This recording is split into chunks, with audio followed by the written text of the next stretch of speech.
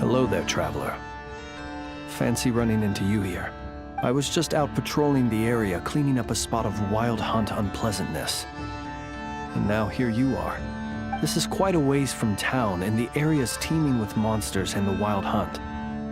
If you need me to escort you back, I'd be more than happy to oblige. Ah, I see. In that case, I'd better not distract you. Well said. And I have witnessed your skills already. But it would be rude not to make the offer, having found you alone in the wilderness. Anyway, I'd best be going. If you do find yourself in need of help, you know where to find me. I'll always be ready to answer when you come knocking on my door.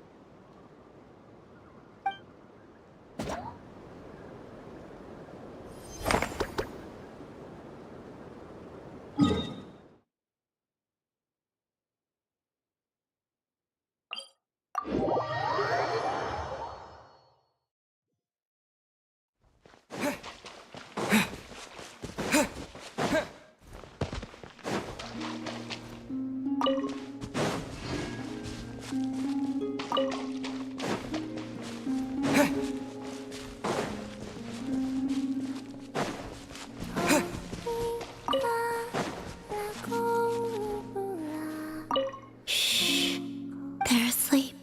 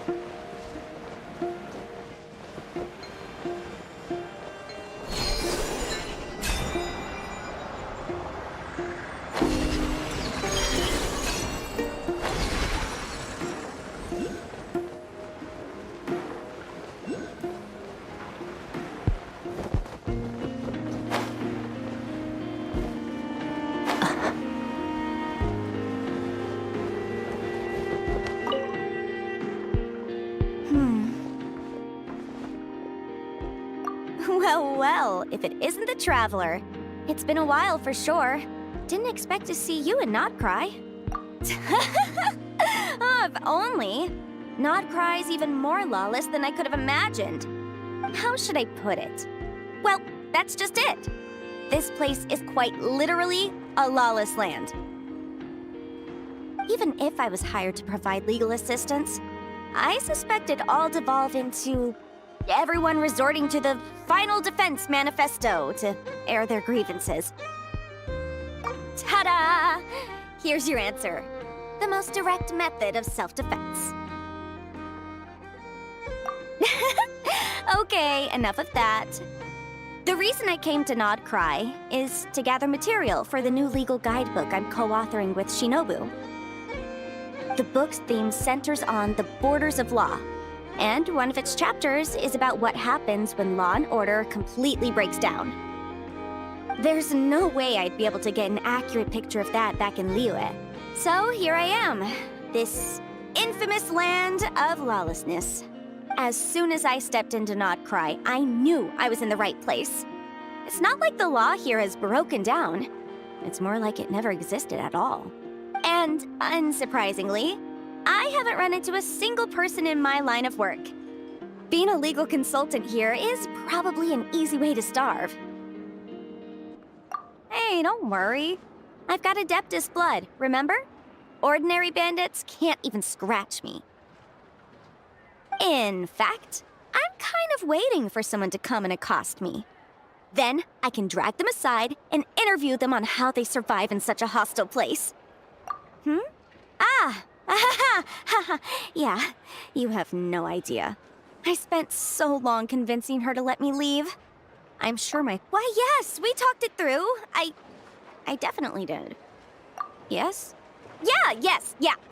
Granny just loves me to bits, you know, and we spoke for ages.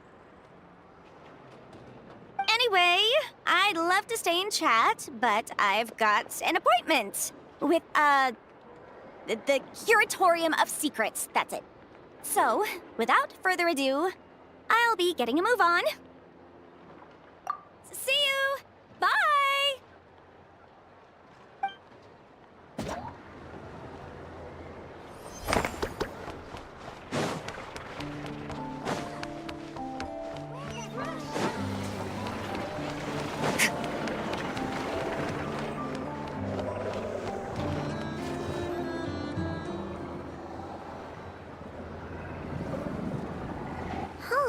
It's been a few days since we said bye to the others in Nasha Town. Still no news about Rarer, though. Where could he have slunk off to? If only he was gone for good. But with all the trouble he stirred up before, there's no way we've seen the last of him. Hello! You must be the traveler in Paimon? Mr. Flynn has been looking for you.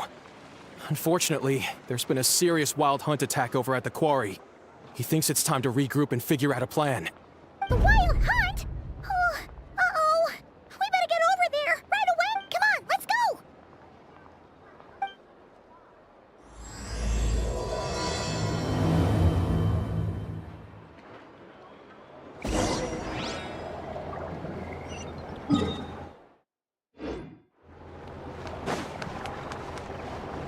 Nice.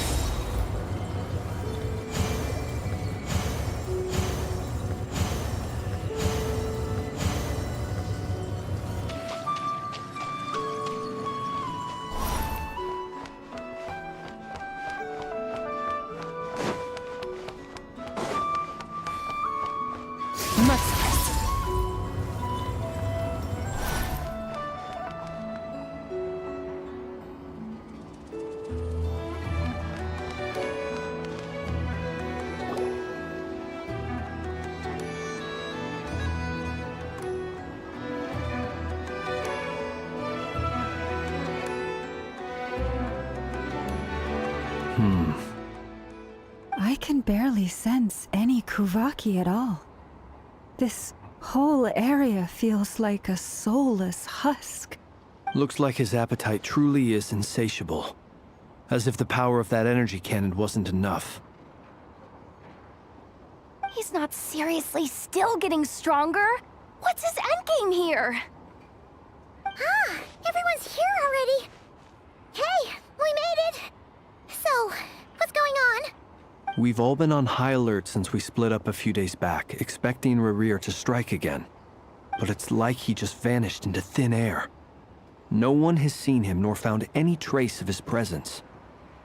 That is, until this morning, when a ratnik found signs of wild hunt activity while out here on patrol. As you can see, the Crystonite itself is physically intact, but the Kuvaki it contained is all but completely diminished. And we're sure that Rerir did this. Who else? He's the only one who could pull off a stunt like this. Kuvaki loss has reached critical levels. Reikir of Solnari set to maximum threat level. Warning, unless de-escalation measures are taken soon, he will pose a threat beyond our ability to contain. The consequences could be catastrophic. Traveler, do you remember when we encountered Rerir just after regaining his body? There wasn't a shred of sanity left. Nothing but madness and rage. Yeah, didn't he shout out a bunch of names? Then he started raving about how nothing in this world mattered to him. Oh, Paimon gets chills just thinking about it. Oh. Last time we fought, we were already at a disadvantage. If he has such overwhelming strength, why would he suddenly go into hiding? Yeah, if I were him and I wanted more Kuvaki, I'd just take it by force. No point staying in the shadows. Unless something went wrong. His whole resurrection thing didn't exactly go smoothly. The other thing is, how does someone who's completely lost their mind still have the wherewithal to cover their tracks so perfectly? Beats me. According to certain medical studies, insanity does not always entail a complete loss of rationality. It may be that he is simply living in a world of his own. That actually sounds about right. He was ranting away to himself the whole time, like he had zero interest in talking to us. There are many unanswered questions here. He could be right under our noses, and we'd still be in the dark. Besides his name and title, we know little about him. Exactly. And we wouldn't even know where to begin looking. Even Boss hadn't heard of the Reikir of Solnari before all this. I'd be willing to bet that even if we gathered together every scrap of intel in Nod-Crai, we still wouldn't find more than, like, 3 useful facts about him. So, if we do nothing, he'll just keep getting stronger. And if we want to investigate him, we have no idea where to look. Last time we had Marionette and her big robo-buddy to help us, and we still barely held our ground. If we had to face him alone... Oh, Paimon's head hurts just thinking about it! Well, I do have a little hunch about his next move. Given that he attacked the quarry, I'd say it's likely he'll target other places rich in Kuvaki. Somewhere like the Eye of Krati, or the Pillar of Embla. One thing's for sure. If we just sit back and let him keep absorbing Kuvaki, we really won't stand a chance against him. A perfectly reasonable hypothesis. However, it is worth noting that these two locations are quite far apart. To investigate them both, we'll need to split up. I agree, we should split up. Right now, Rerir's goal seems to be gathering Kuvaki, not fighting us directly. Once we're done, let's regroup on Hisi Island. Wait, why Hisi Island? If I recall correctly, your largest goddess statue was carved from Kuvaki-rich ore, was it not? That's right. Yes, it could well be a potential target of his. I should head back and start evacuating the pilgrims.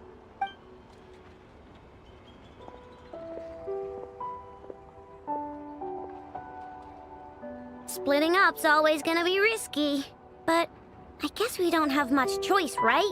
We're in a race against time here. And if we do run into Rerir, what then? That's when you follow the 3rd rule of treasure hunting. Run like the wind. Didn't you say the 3rd rule was go with the flow? I don't know. Did I? Anyway, whatever. In this situation, go with the flow means go find backup. Agreed. If anyone finds so much as a trace of Rerir, do not pursue him.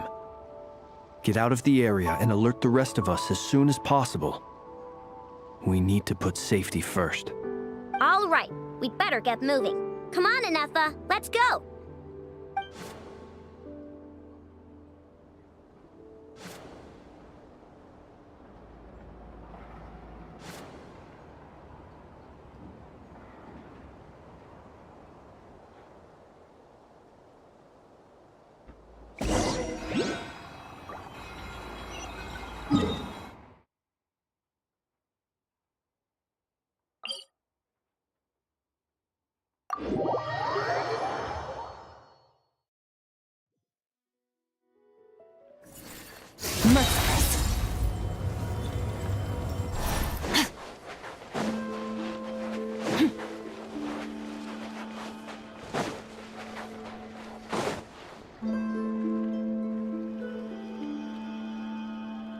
Any leads? Nope. Diddly squat. No clues to where he might be hiding. It feels like we're sitting on a powder keg that could go off at any second. Ugh, I hate this feeling. I'd rather face him head on than be left hanging like this. So, you guys didn't find anything either? Not loving the word either. How about you, Flints? I questioned a few Ratniki and eventually narrowed my investigation down to one suspicious individual. But by the time I got to his place, he was already gone. Almost as if he knew someone was on to him. Either that or he's just extremely cautious and doesn't stay in one place for long. He's been biding his time for a while. No idea. Since regaining his body, he seems to have lost all interest in the fragment in my possession. If he did still want it, he's had plenty of chances to take it. All we can do now is hope that Aino and Anefa turn up some leads. Darn it, Rerir! If you've got the guts, come face me one-on-one! Wait, he's actually here? I didn't mean it! I swear! No, it's coming from Silver Moon Hall. The Lady Kutar might be in danger. Let's get over there, quick!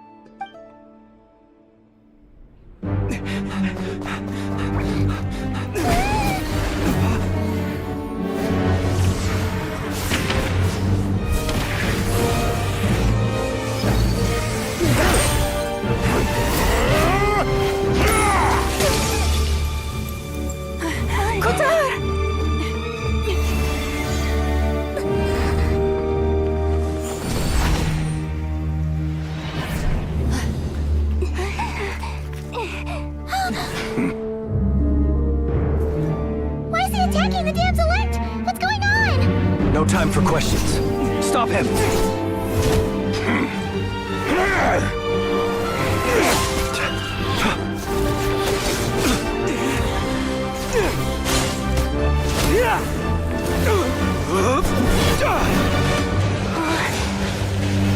This is insane. Yehuda, get Kutar out of here! On it.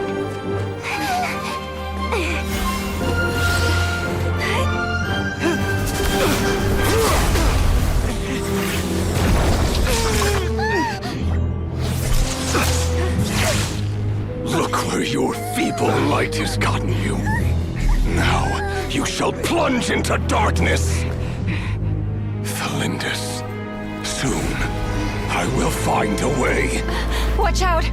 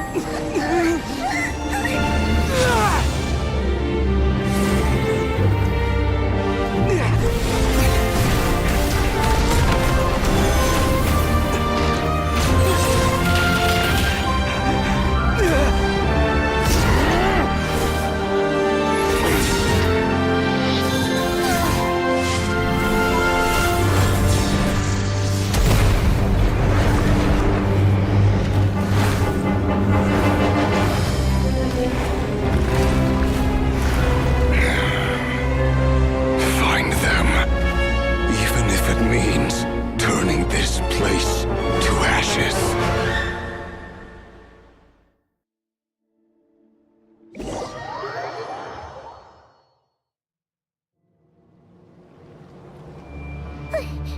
That was too close!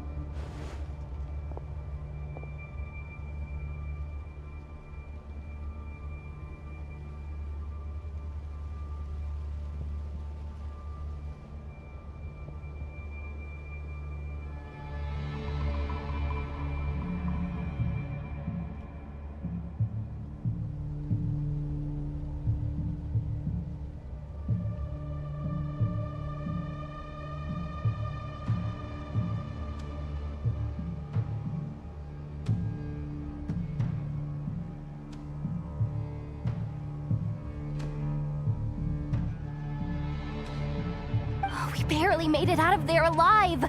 What's that guy's deal? How'd he get so crazy strong? He's a threat to this entire nation. I doubt his strength could even be measured by conventional standards. I have a question. When me and Anefa showed up, we saw him chasing after this lady like he wanted her dead. What was that all about? We weren't there for the whole thing either. They were already duking it out by the time we arrived. Yeah, we didn't see how it all started. It all escalated so quickly, we had no choice but to step in. Kutar, can you shed any light on the situation? Kutar. Cross-checking database. I see. So you're the one that the Frost Moon Scions refer to as the Moon Goddess? Wait, she's the moon goddess? Oh, no wonder she looks just like all those statues. There are many reasons why people might worship the moon, and just as many why they might despise it. I've never met that person before, but there was no mistaking his deep-seated hostility towards me. Why he holds me in such contempt, I cannot say. But since he hunts the power of the moon, it's no surprise that I am a target. Kutar. There are many potential motives. For instance, you help the Traveler escape his grasp. This could be his way of taking revenge. It is also possible that he covets the Kuvaki inside you and seeks to take it for his own. The list goes on. But right now, devising a counter-strategy should be our #1 priority. The likelihood of this location being discovered is close to 100%. A counter strategy? But we don't stand a chance against an enemy like this. Surely our only option is to run. He's not gonna chase us to the end of the world, right? So as long as we can sneak out of Nod-Crai undetected.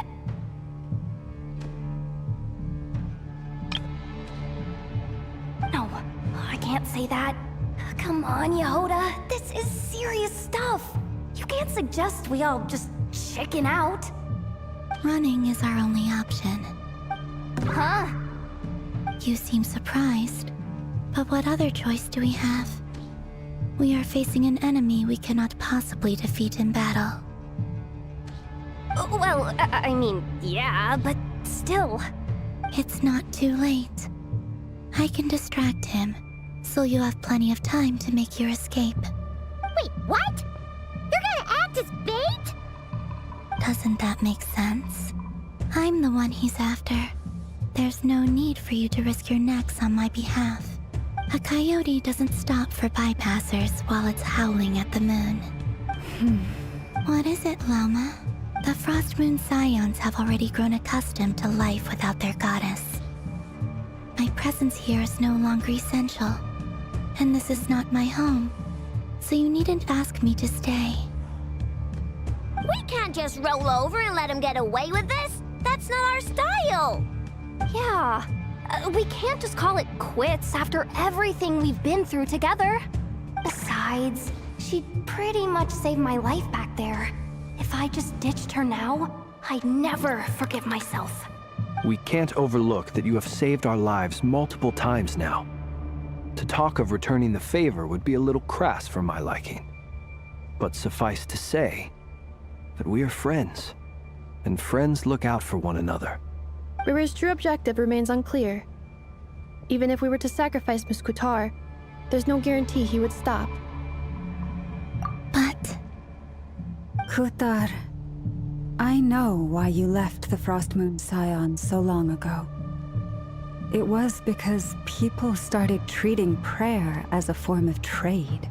They would make self-centered wishes, force you to accept meaningless offerings in return, and then expect you to perform miracles for them. As if it were me, I might have walked away too. But I believe that time can change everything. After much reflection, I've realized that this was never about whether the Frost Moon Scions need you.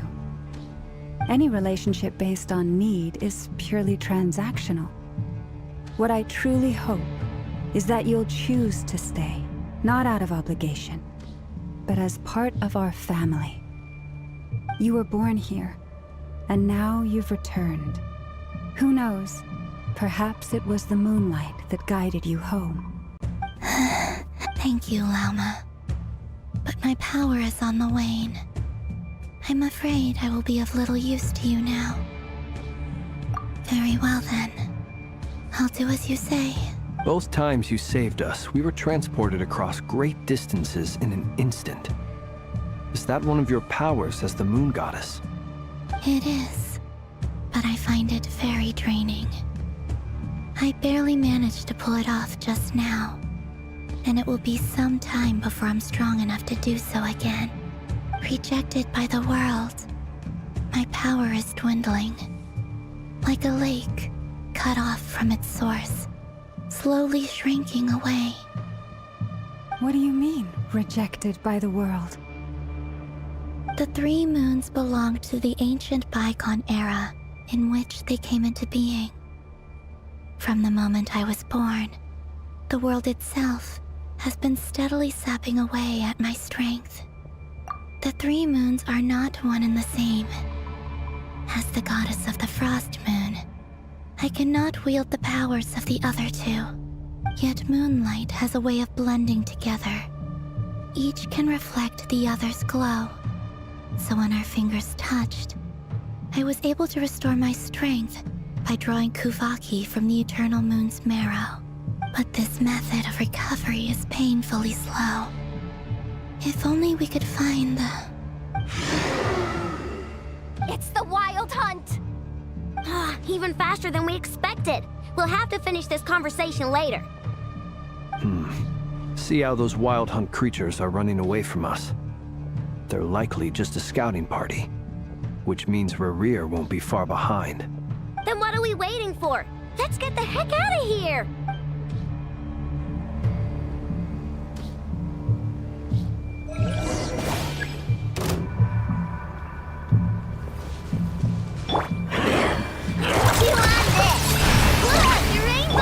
Installation chamber deployed. Preparing for dust-up. They just keep coming! This is driving me nuts! Rerir's closing in on us. We need to pick up the pace. There's too many of them! And this time, we can't fall back on Katar's house to escape! Hold on much longer.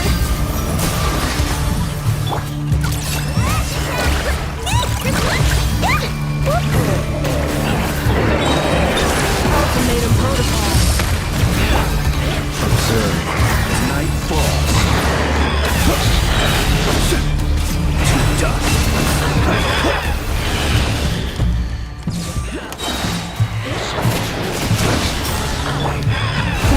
Protect us with one heart. Being done! Waterbox! Cleanup sequence initiated. Annihilation mode.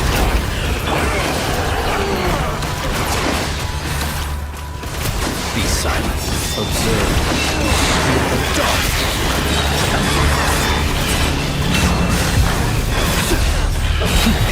this place. By the Frost Moon of old. No claw! Installation chamber deployed. Preparing for dust-up. Close your eyes. Feel the dark.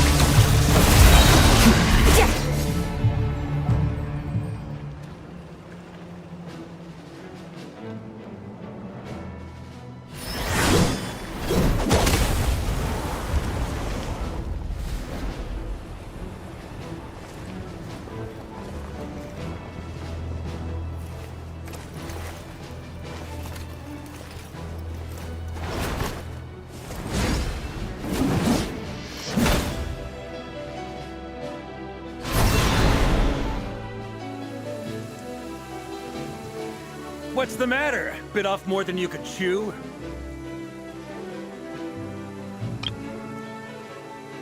Who are you? Uncle Varka! You're back from Amspartnir? Whoa!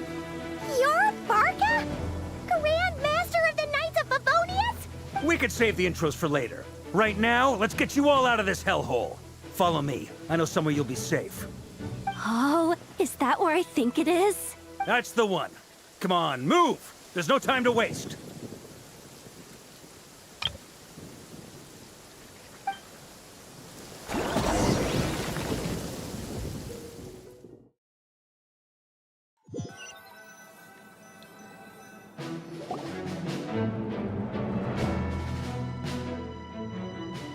Wow!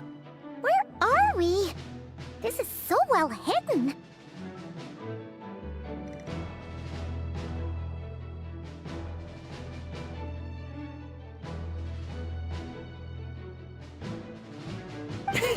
Well, that goes without saying. This is the Knights of Favonius' meeting place in Nod-Crai, and a contact hub for the Northern Intelligence Network. AKA, the black market of intel. No matter what faction you're with, it's the place to buy and sell information. Their headquarters are in Nod-Crai, but they've got...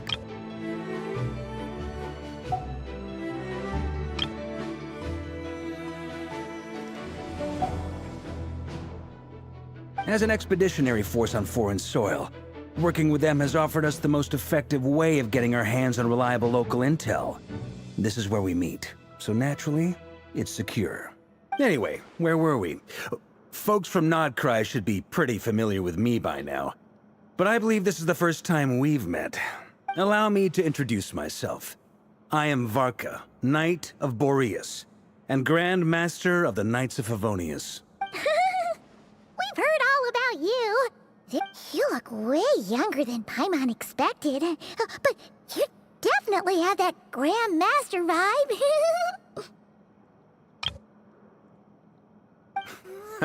Well, I'm no spring chicken. Just not showing my age yet. Definitely feeling some of that back pain today, though. Rushed back from Amsfartnir without a wink of sleep, only to get right into another fight with that freshly revived maniac. Another? You mean you fought him before? Yep. He wasn't nearly as strong back then, but he was still a formidable foe. I brought some of the knights along to give him a little surprise, but he saw us coming from a mile off. My squad took heavy injuries, and I barely made it out alive myself. We knew it might have been our last chance, so we staked everything on it. But still, it wasn't enough to stop him.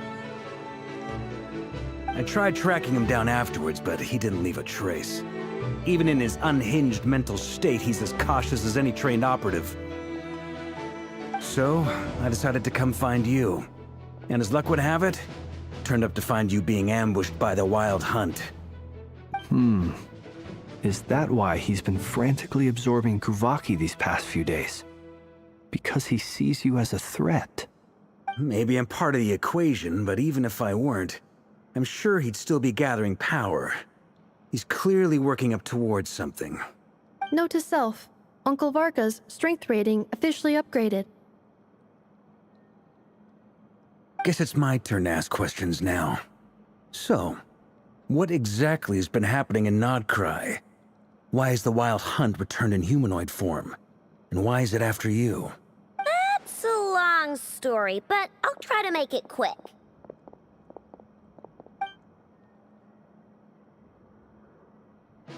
Wow, I had no idea so much had happened. Sounds like you guys have really been through it. So, the Kutar is actually a Fatui Harbinger. And all this Wild Hunt activity in Nod-Crai is the work of the Raker of Solnari, one of the 5 sinners. That's a lot to take in. Need some time to wrap my head around it all.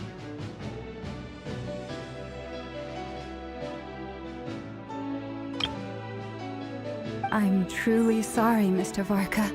You stood with us against the Wild Hunt, and did everything you could to stop it from escalating into a full-blown catastrophe. And then, the one time you're away, it all comes to a head and all your hard work gets undone. You've got nothing to apologize for, Miss Moonchanter. You can plan 100 steps ahead and still slip up. That's just life. No one knows what tomorrow holds. You can't predict which way the wind will blow next. And, to be perfectly honest, I can't say I'm surprised. For all the times we've defeated the Wild Hunt in the past, we've never been able to completely wipe it out. Turns out, we were just delaying the inevitable. But now that a new variable has come into play, fate may well take a different course. A new variable? You mean us? Who else? And in a strange way, I think his resurgence might not be an entirely bad thing. The Wild Hunt is like an unrelenting force of nature, but Rerir is an individual with an agenda. He's gotta have a weak spot somewhere. That said, while I was explaining everything just now, some of the points that Mr. Flint's added caught my attention. You mean about our mystery ally? That's right. From what you've said, not only did they lead you straight to some key files, they also shielded Hisi Island from a lethal Kuvaki blast. I don't know who or what could pull something like that off. Heck, even Miss Columbina doesn't have a clue. I hadn't heard the story about those files. Would you mind repeating their titles for me? Wild Hunt Phenomena Log, a Nod-Crai and Ratnik's Field Journal, and Kuvaki Survey Log. Oh. No. Still doesn't ring a bell. Another dead end. Guess all we can do now is hope that our mystery ally keeps showing up when we most need them. Still, it's safest to assume they won't be intervening again. From here on out, we'll have to resolve this crisis by ourselves. Your intel also explains something else I've been wondering about. The reason I led my team to Amsfarnir was because we'd had reports about a possible source of the Wild Hunt showing up there. But once we looked into it, it turned out to be a red herring. I don't know who was behind it, but clearly, it served its purpose. I doubt it's by chance that he happened to make his comeback while my attention was diverted. And from everything you told me, it sounds like his scheming began well before his return. So maybe luring me away was all a part of his plan.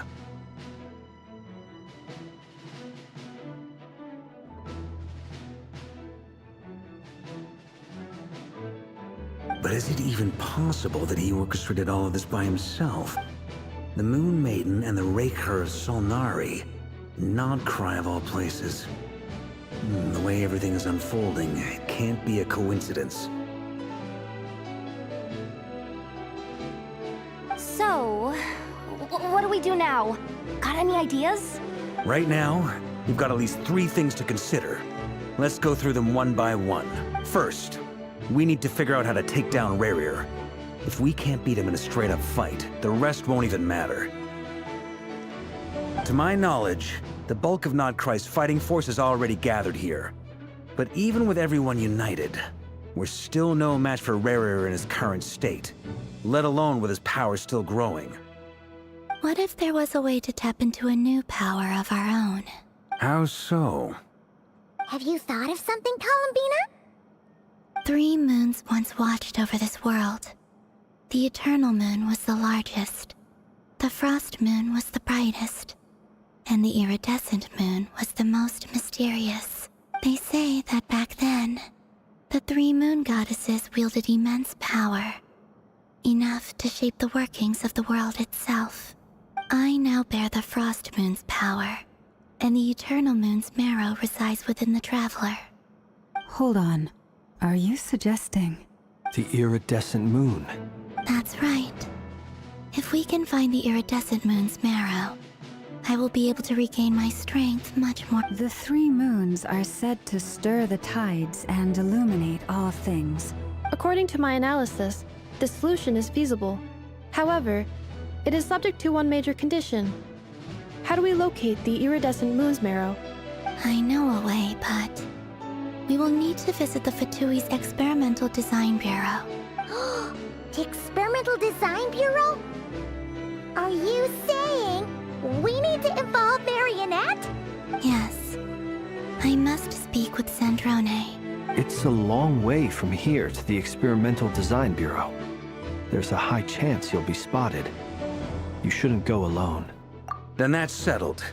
Next up, our second priority. Somehow, we need to figure out Rarir's end goal.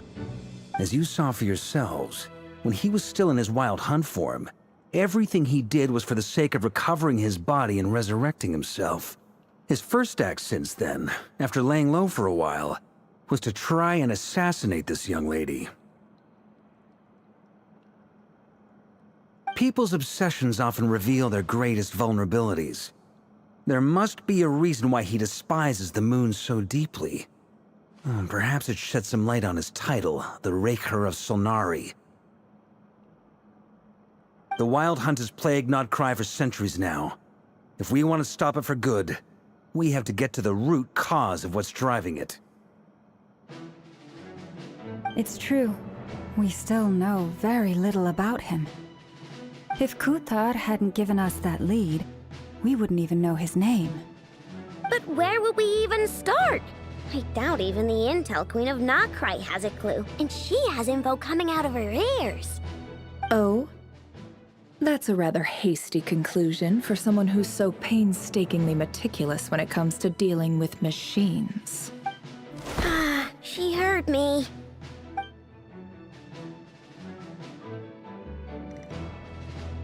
Boss! What are you doing here? I'm now asking myself the same question. I received a letter from a humble knight of Favonius, requesting a meeting to discuss a major business deal. But it looks like this humble knight had something else in mind. Details, details. Miss Sneffer, the important thing is that you've arrived at the perfect time. Since his failed ambush, I've been racking my brains trying to come up with a plan to fight Rarir. Given the severity of the situation, I think it's fair to say that our only chance lies in uniting as one. And I'm talking all the factions in Nod-Crai. We can't do this without the Curatorium, but I knew it'd be a tough job to win you over. So, I took the liberty of reaching out for a little chat. Wait a sec. How did you even hear about this place, Nefer? Didn't you say this is meant to be the Knights of Favonius' meeting spot? And a contact hub for the Northern Intelligence Network? You really think he could have gotten settled in Nod-Crai without my help? Besides, I'm the one running this gig. Allow me to introduce the current head of the Northern Intelligence Network. Please spare me the flattery. Let's cut to... Well, this certainly qualifies as an unforeseen crisis. On behalf of the Curatorium of Secrets, I wish you all the best of luck. So you're just going to sit this one out? Why should I get involved? What could possibly be in it for me? What if we told you, we can't do this without you? Oh? Then I'd say, you'd better make it worth my while. I don't work. I can't put a price on something like this. It's just not in my nature. But then again, you and I have always been polar opposites in this regard. If you insist on compensation, I will pay you. Consider this a formal commission. You just don't give up, do you? Too bad. I know you well enough to know you can't afford my prices.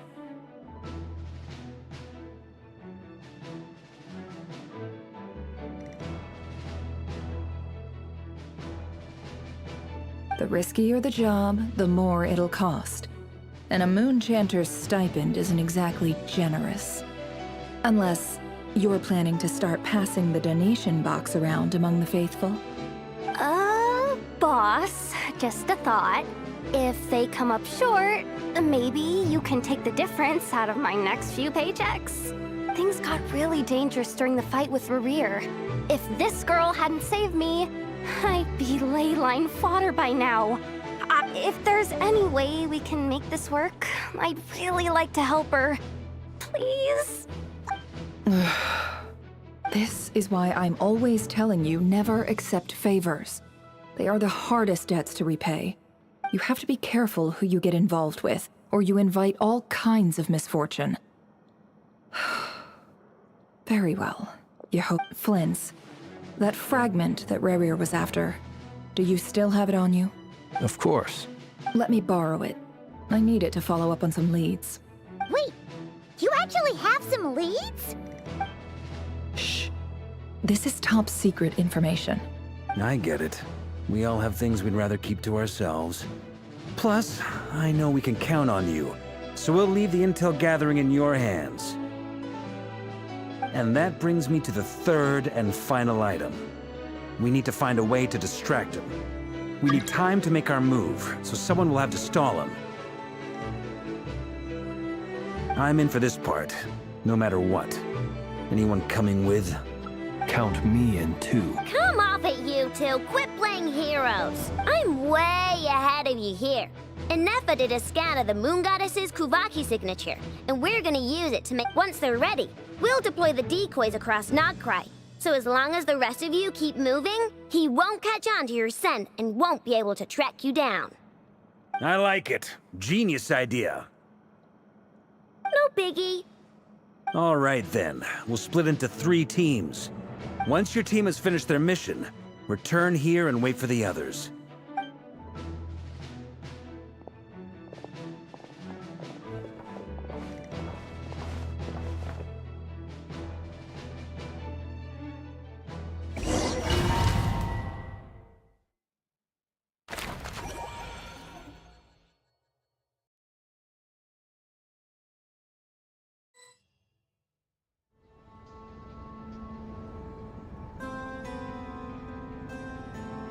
Lady Damselette. Wait. And you two? What are you doing at the Kuvaki Experimental Design Bureau? We've been doing our best to mind our own business lately. But if you're just gonna waltz up here like this, you're seriously pressing your luck. Huh. You really think that's gonna scare us off? We're not looking for any trouble. I just want to see Zandrone. Do I need to remind you that you're still a wanted fugitive for deserting us? Out of consideration for our former ties and the crisis we're all up against, we'll let you leave in one piece. But don't even think about trying to get inside. Let them in. But... Are you going to make me repeat that? No, my lady. Zandrone seems to be in a good mood. Must be maintenance day.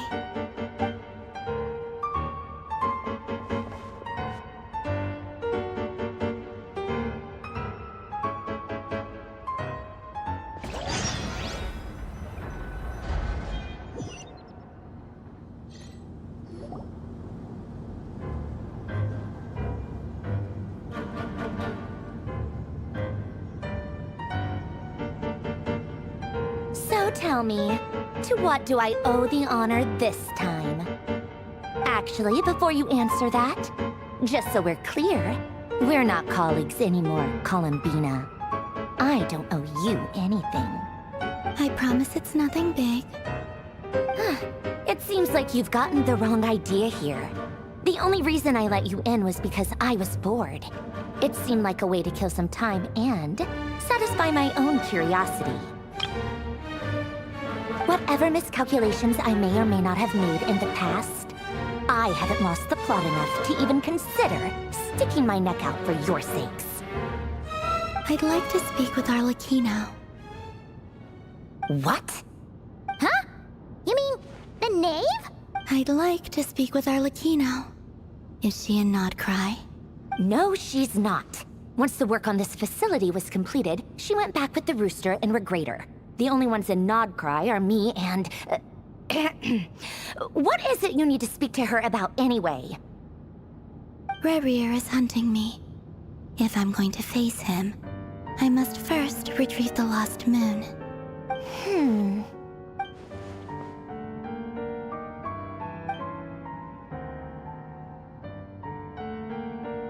Is that a no, then?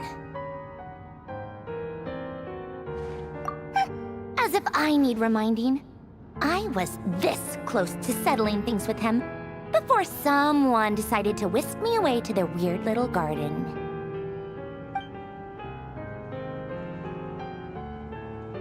Have you held held any tea parties lately? Tea parties? Yeah, obviously. You don't seriously think we'd pack it all in just because you aren't here.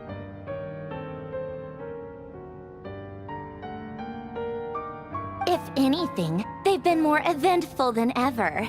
Just me, Arlecchino, and a bunch of insolent, insensitive guests who won't stop asking where you've gone. Oh, they've been a real joy.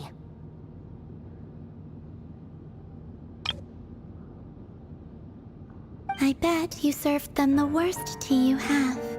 Just like you used to do to me when I upset you. Who cares about how good the tea is when there's no one around to drink it? I keep losing people. First Rosaline, now you. I'm running out of people who can make me laugh. Honestly, what could be more ridiculous than the multi-centenarian goddess, who's only ever had the plain herbal tea she received as offerings? You'd always brew a different type of tea for me each time. Was it really just to see how I'd react?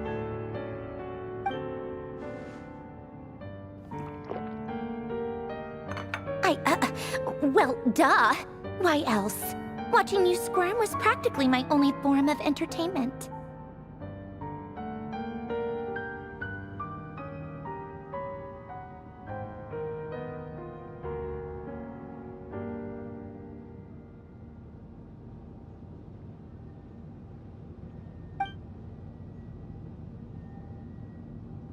Oh, yeah.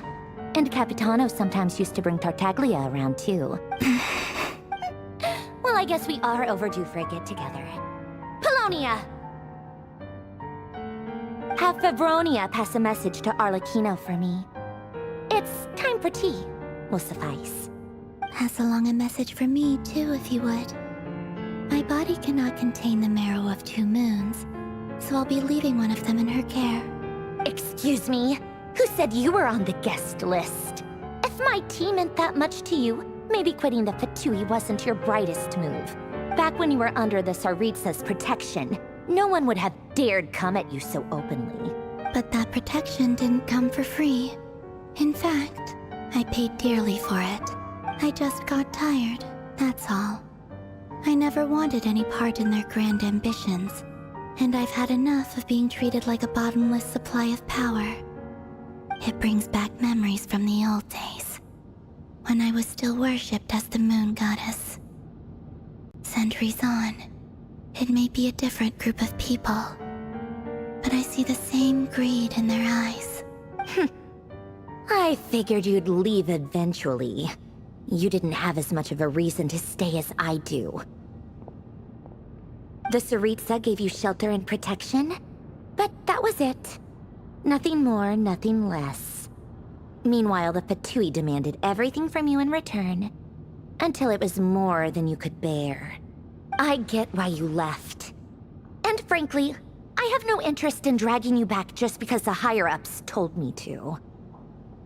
But if you keep hanging around with this riffraff, the next time we cross paths, we might be enemies for real.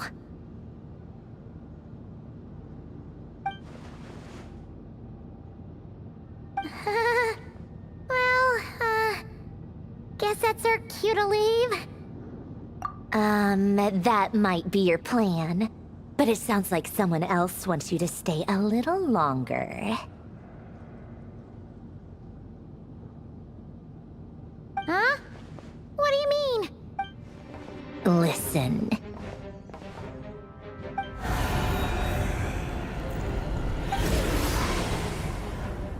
My lady, it's the Wild Hunt. A horde of monsters is headed straight for the facility. Another uninvited guest trying to crash my tea party. Clear the area! I'll handle this. Wait, what? You want us to leave you here by yourself? Huh, you'll be lucky to make it out of this alive. You really think you can afford to worry about me? Go on, get out of here! You may have stopped Polonia from crushing him last time, but I've made sure that won't happen again. The entire Experimental Design Bureau is rigged for war. stay and watch if you want. But it'll be at your own risk. You're not flagged as friendlies in a weapon system. Don't tell me what to do! Look, if you're leaving, make it quick. Or you'll just get in my way. There's a secret passage on the second floor. It'll take you right to the plains out back. Stare all you want, Columbina. You're not getting another invitation to my tea party. I know. But thank you anyway, Zandrone.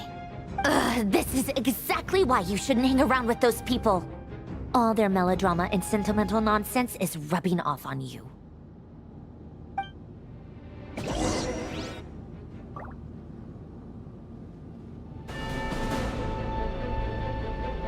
Come on then, Mr. Ray here.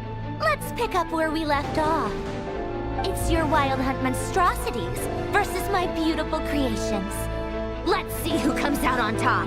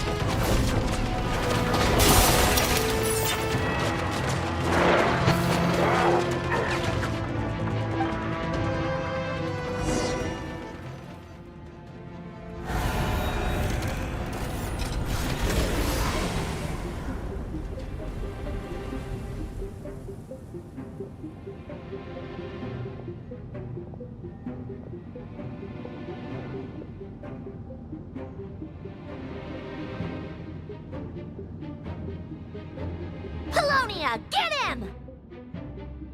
I've upgraded Phelonia again since our last encounter, and uploaded every last scrap of your data. So let's finish this, once and for all.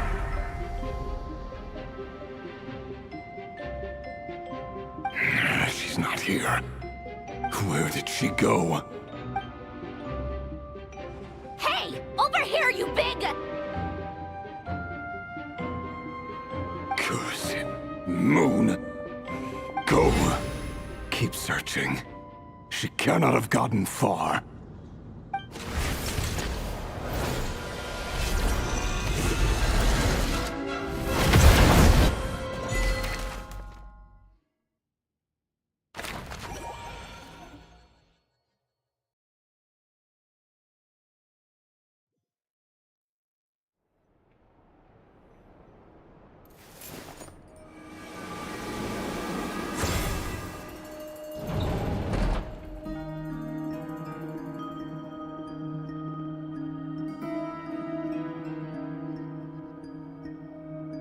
So this is your method for investigating Rarir's past.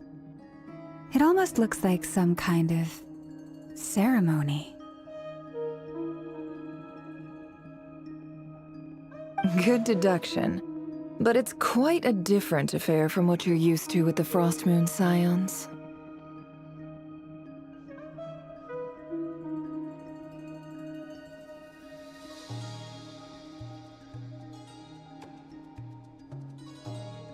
Whoa! First time I've ever been in here. Boss always said it was off limits, so I pictured some kind of creepy dungeon. But it's actually kinda nice. Oh, I guess this must be Sumero decor? That's where Boss is from. And that nice shopkeeper who sold me my treasure compass.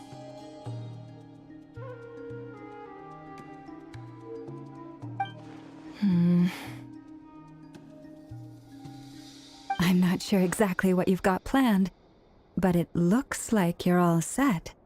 When do we begin?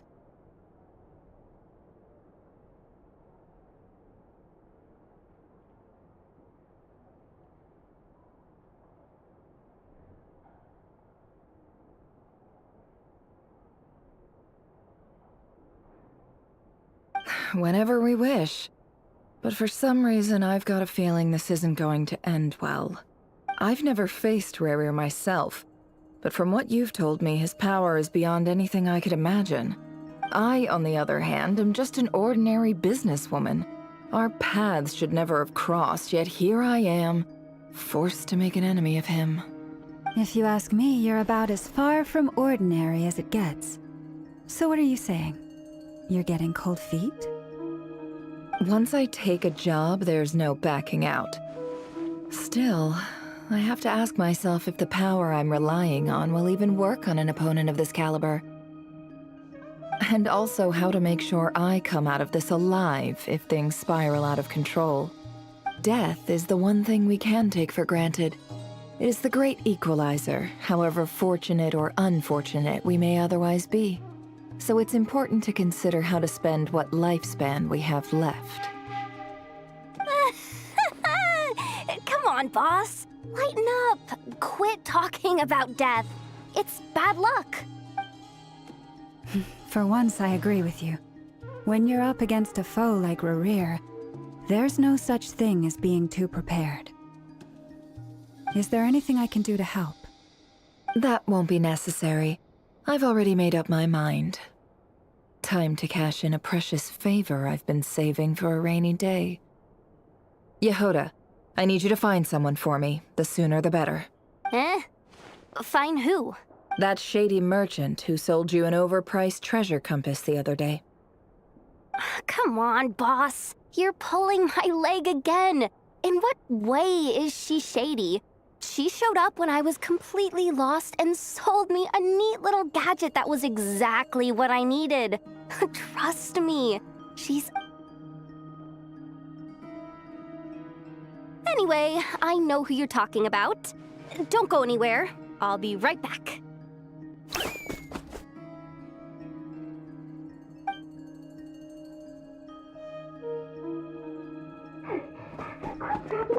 I genuinely can't run any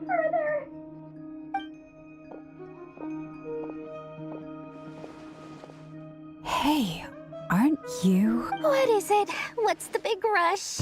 You dragged me out of a dream where I was literally swimming in Mora. I'm charging double my usual attendance fee.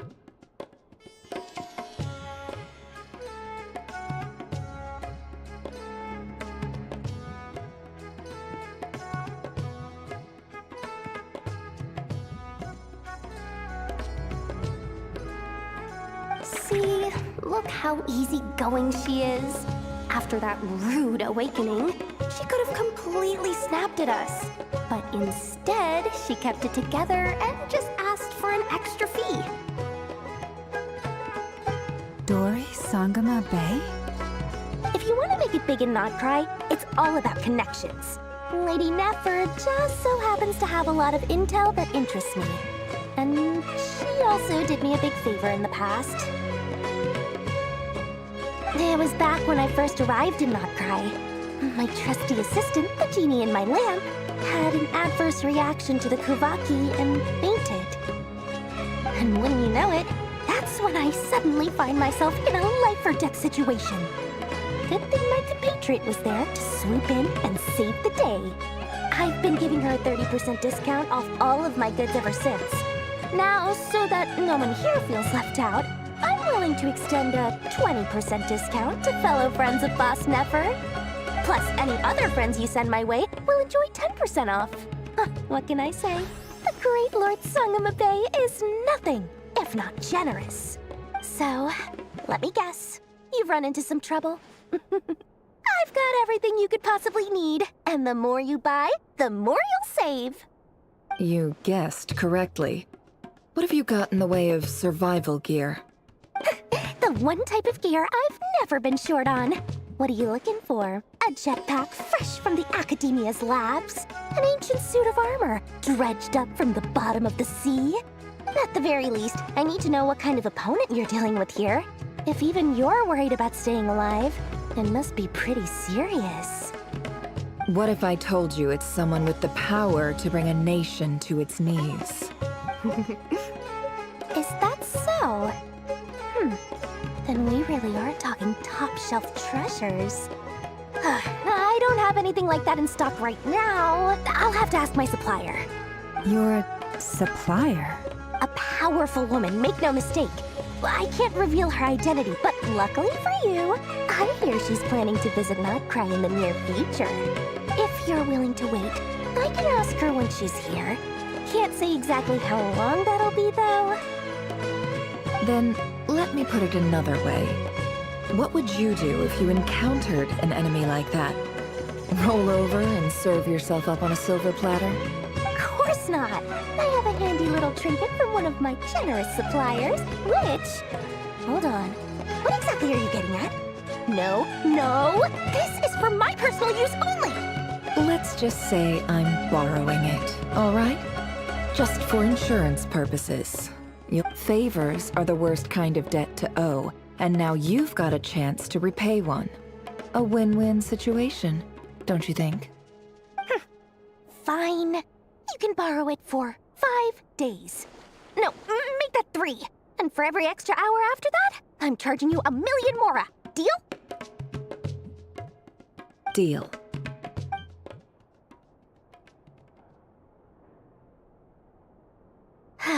What a way to start the day. Now, was there anything else you wanted? Or can I go back to bed now?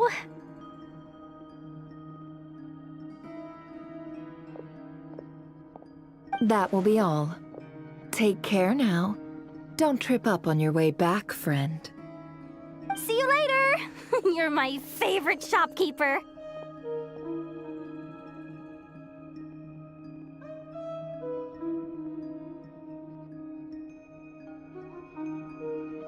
Excellent.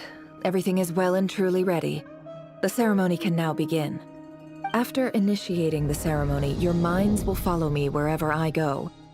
You will see many strange things in your mind, so remember, don't be frightened, and don't make a sound.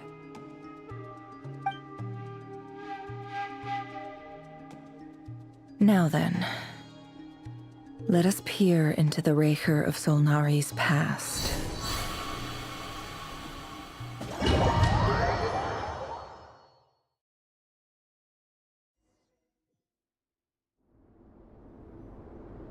I made it. I don't recognize this style of architecture. Must be Conrian.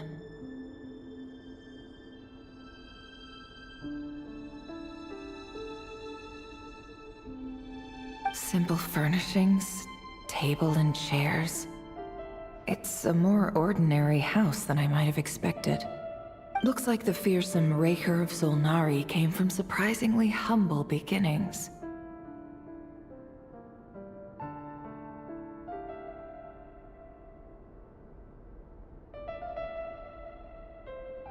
Unless this passed for luxury in Conria. Unlikely. It was said to be a very prosperous nation in its heyday. Anyway, I'll keep exploring.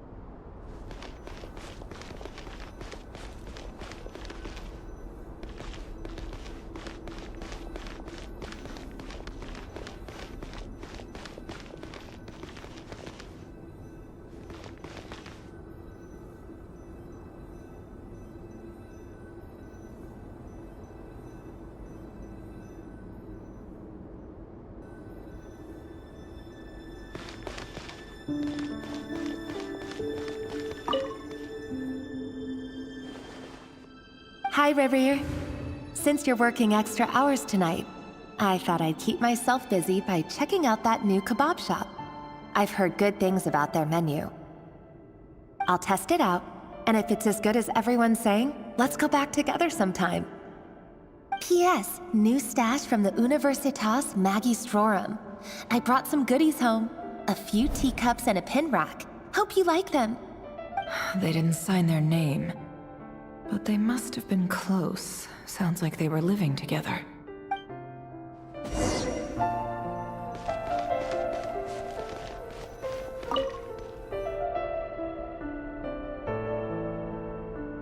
I went over to Joseph's for drinks today. They have a fine collection, but I went alone. Felindis was tied up with something and couldn't make it. Joseph asked why I came alone, but I didn't really have an answer. He then went on to ask about other things. If you ask me, someone who asks that many personal questions is too nosy for their own good. But if he invites me again, chances are I'd still go. Felindis. That's the same name Ririer mentioned. Crane imports keep falling. If things don't pick up, we'll soon be back to meat and mushrooms only. Honestly, I'm not a huge fan of that new type of mushroom everyone's been into lately. Didn't it start out as a lab-grown variety? I heard it's even mildly corrosive. Seriously, why would you even eat something like that? I don't care if it's an impressive feat of alchemy. That just isn't the kind of thing I like to eat.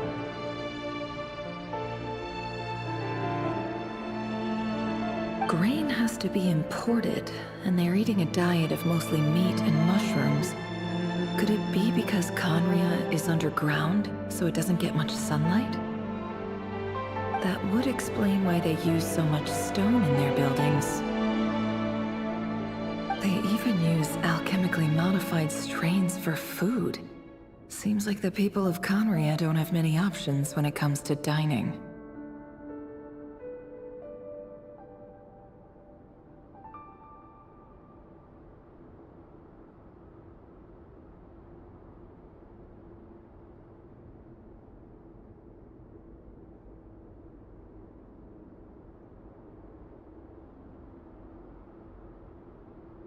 I've just about saved up enough now. Time to buy it and keep it somewhere safe. Making a big purchase.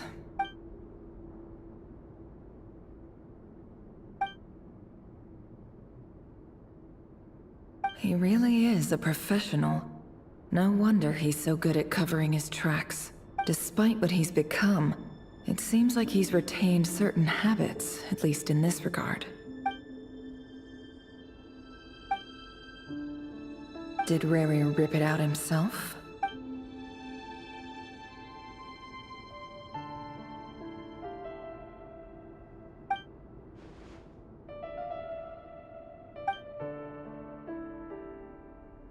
Before I met you, I was convinced that my heart was nothing more than a stagnant pool, the burial place of a fallen moon. A withered, windless grove where the waters rested forever unrippled. It was you who helped me see that my heart hadn't entirely withered away, that it could still beat to the rhythm of love. This is just trivial sentimentality from the looks of it. Why would he go to the trouble of hiding that? The burial place of a fallen moon.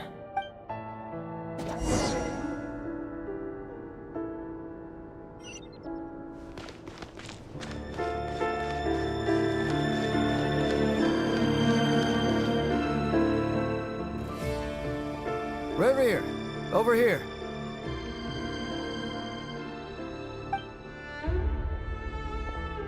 Dane! Oh, and, Vedelfin here? What a surprise to see you here, sir. Hello there, Revere.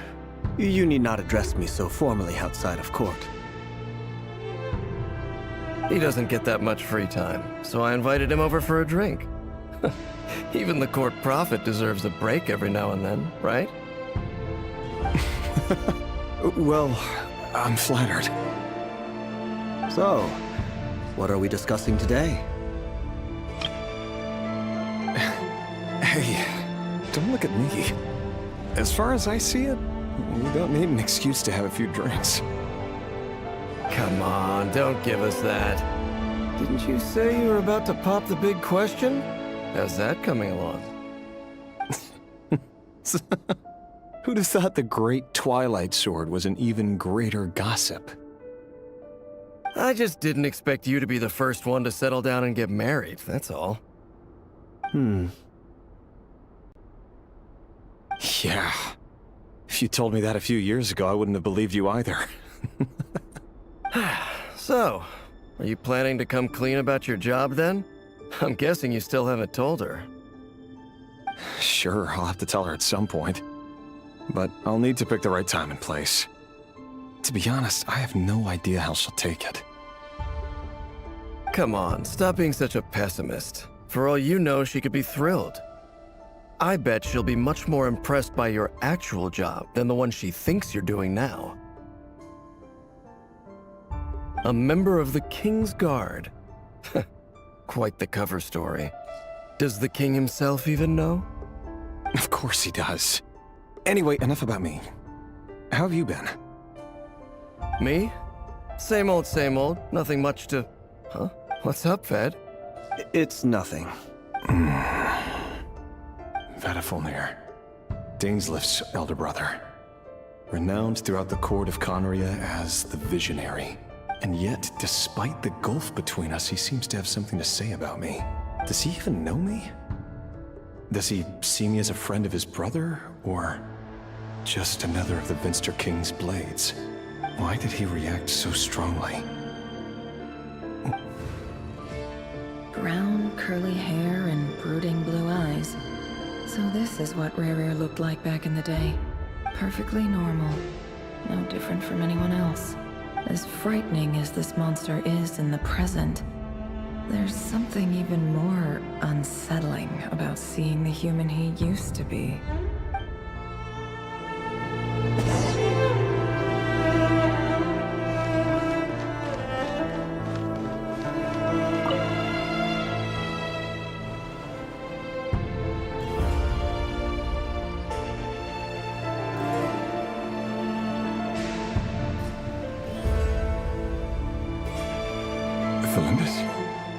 You're back early. Our equipment's being serviced today, so I got off earlier than usual. How's your day been? Aw, why the long face? Is something the matter? Has your boss been giving you a hard time again?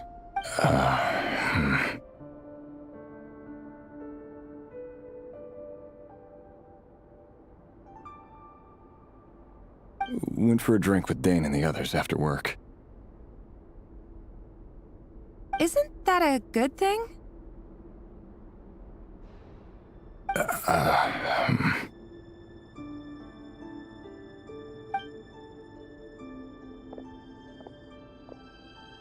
Vediflnir showed up today, too. You know, Daneslif's older brother. Ah, Mr. Vediflnir. Yes, I've heard of him. They say that everything he says ends up coming true. He overheard Daneslif mention that I'd recently proposed, and seemed to have an issue with it. But when I asked what it was, he kept it to himself. So, you're worried? You can be such a child sometimes, Revrier. We're nobodies. Why would the Visionary be concerned about us? I'm sure someone in his position has much bigger fish to fry. Maybe you're right.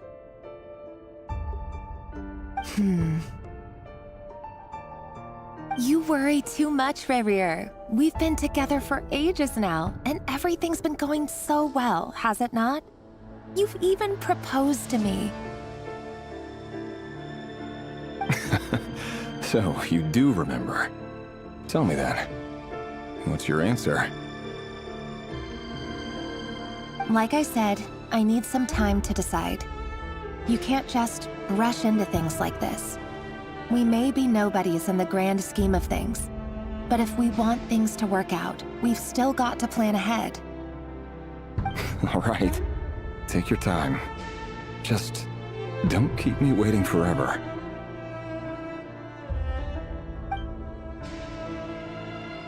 Nobodies. Sounds about right. In the eyes of people like Vediflnir and Daneslif, what do we matter? Can someone whose gaze is so fixed on a far-flung future even see the present clearly? Besides, the dynasty's fate rests with the king and his inner circle. Whatever I do, it won't make much difference.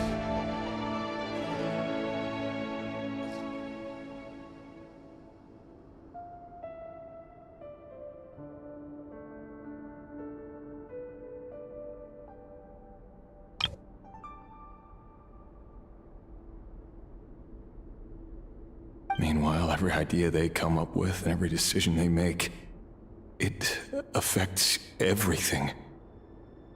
These days, the king is lost in his research, and the purge of the Crimson Moon bloodline grows ever more intense.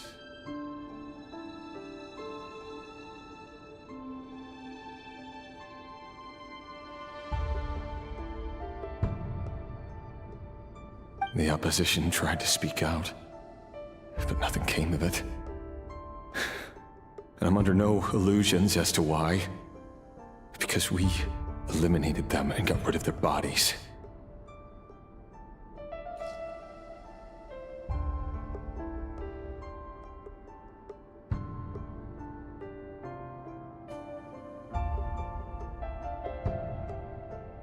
man can have 1,000 reasons to carry a sword, but there are few good excuses to use it. Yet the king has never even considered a gentler approach, and he never will. What becomes of someone who kills on another's behalf? Can he ever find true peace?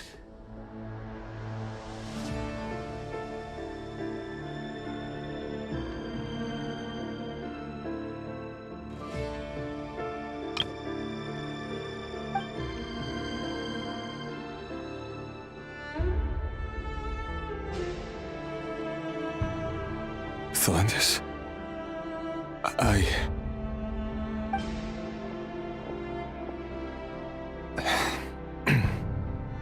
It's nothing. You were right. Fate has never smiled upon nobodies like us.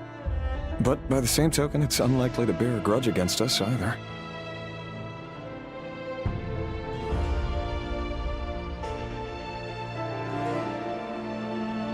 There's no reason we can't keep living happily together, cherishing the simple joys of each day as they come.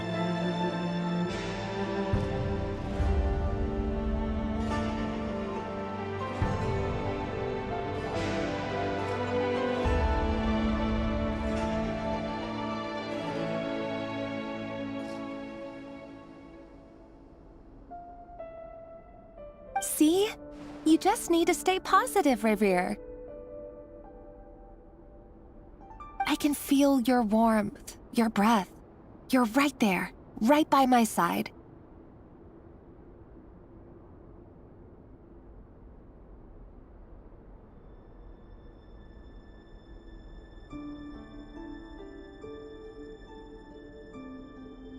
Just seeing you makes me happy in a way I can't explain. And that's something that no one could ever take away from me. So smile, my love. Let go of that frown. You're right, Thelindis. I've just been overthinking things. That's better. Getting caught up about things like this will only ruin our evening. Speaking of which, all set for the ball tonight? I need to go get ready.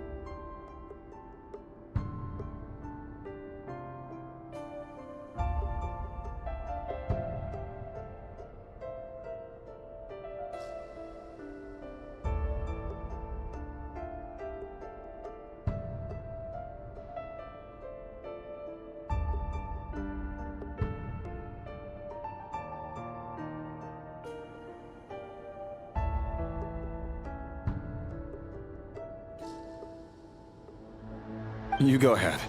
I just have a few things to take care of, then I'll come join you. Even busier than the big shots, huh? Fine, I'll go get started. But don't be late. If you keep me waiting too long, I won't be a happy bunny. Relax. I'll be there. Seriously, though, you drive a hard bargain. You're really gonna leave my proposal hanging and still expect me to take you to the ball? Well, that goes without saying. I already told everyone I'd be coming with a dance partner.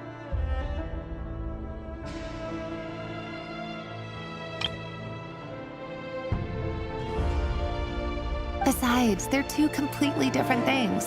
Let's take it one thing at a time, all right?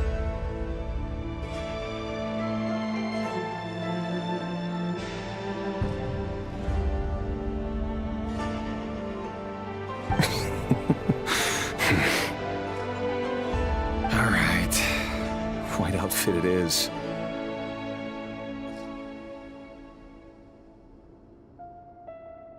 It seems like Rerir was deliberately hiding his ties to the intelligence services by giving the impression that he was just an ordinary member of the Venster King's Guard. He clearly doesn't want his would-be fiancée to know about his other life. Then again, that's hardly surprising. People in the intelligence trade rarely do. Who'd have thought we were in the same line of work? Let's dig a little deeper.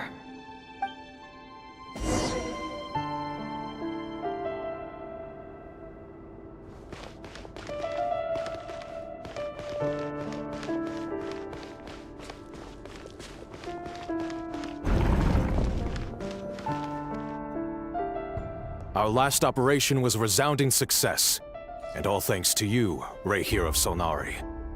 In total, we apprehended 32 dregs of the Crimson Moon, and 67 accomplices. After all these years since the dynasty's fall, so many of them still linger on. Indeed, it cannot be denied. Yet it was destiny that the Crimson Moon should be overcome by the eclipse, and that His Majesty, the all-seeing Vinster King, now guides our nation on the path to prosperity. Conria has no further need for a dead moon. But alas, there will always be those who refuse to see the truth, choosing instead to romanticize the past. That's not entirely true. Much about the Crimson Moon era was worthy of remembrance. And that's exactly why they keep trying to see it restored. Many of its secrets remain unsolved to this day. As it happens, that's precisely the field of study my partner is devoted to. You still haven't told her what you really do for a living. Where would I even start? How do you tell someone that you're one of the King's hand-picked executioners? That your hands are steeped in blood? You didn't choose this life, any more than I did. But I'll sure as heck be the one to pay for it. Speaking of which, we need to be more rigorous in the way we identify direct descendants of the Crimson Moon. Someone, it seems, has strong opinions about my future plans. Most likely my marriage in particular. I have a feeling that we may soon become targets of the Crimson Moon's retribution. Your concerns are not unfounded. They've taken out many of our colleagues these past few years, and for that very reason. These are no helpless lambs we're leading to the slaughter. They're wolves in sheep's clothing. Take care, Ray here of Solnari. I look forward to toasting you at your wedding. Thanks, Thorkel. You look after yourself, too.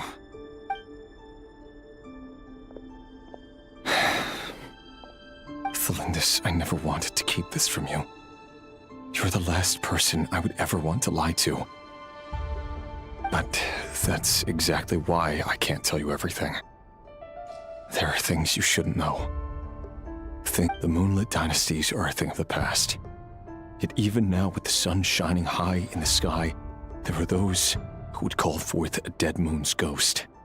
Could that be why Vedalfnir held back? Or was it because of some court secret he's not at liberty to share? I have to get a clear answer from him. No matter what happens, I will protect Thelindis. Rerir seems to be very concerned by Vedalfnir's reaction.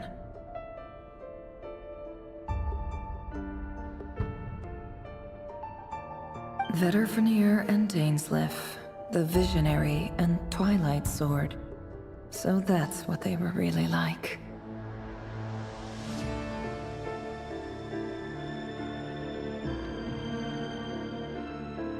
I've investigated this whole area now. There doesn't seem to be any other memories here. Should I try somewhere else? Wait a second. What's this black smoke?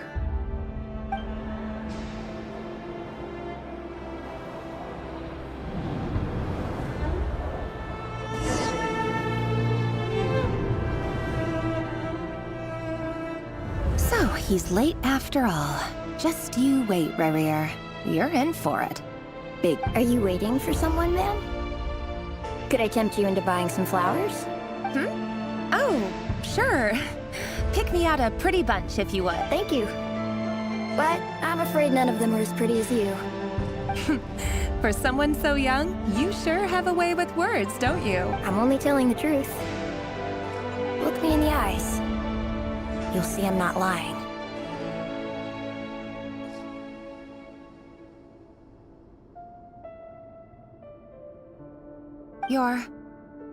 May we have a word in private? Who are you? And what do you want?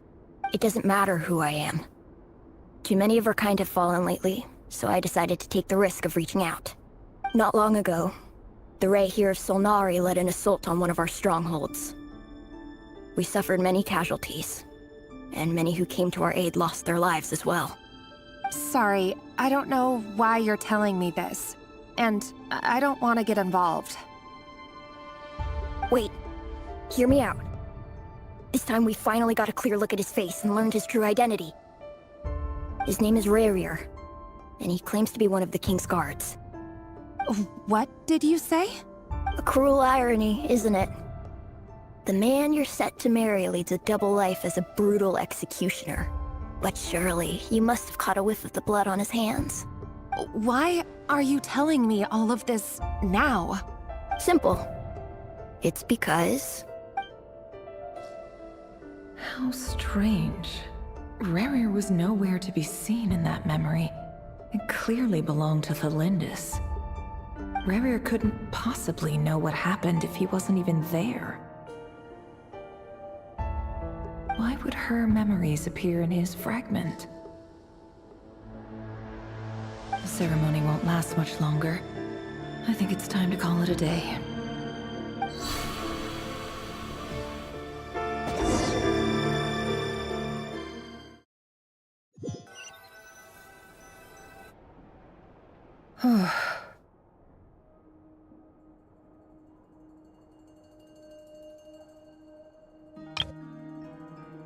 So that was your doing? Did you just pull us inside Rarier's fragment to spy directly on his memories? Any more questions, and I'll have to start charging. I had no idea you could do that, boss! Seriously, that was amazing! We're not worthy. We're not worthy! I gotta admit, though, I'm itching to see what happens next. Feels like we barely scratched the surface. I'm just as curious as you are, but the ceremony only allows for limited time inside. That's all we can see for now. Luckily, we managed to learn quite a lot. So far, so good. I just hope the others are doing okay, too. Especially the group with the Traveler. Their mission is a risky one. Let's hope it's all going smoothly. If you're worried about them, go see how they're doing. If I know boss, she's gonna need some time to write up all the details and make sure it's all coherent. I'll stay behind to lend a hand, but feel free to head back and meet up with the others.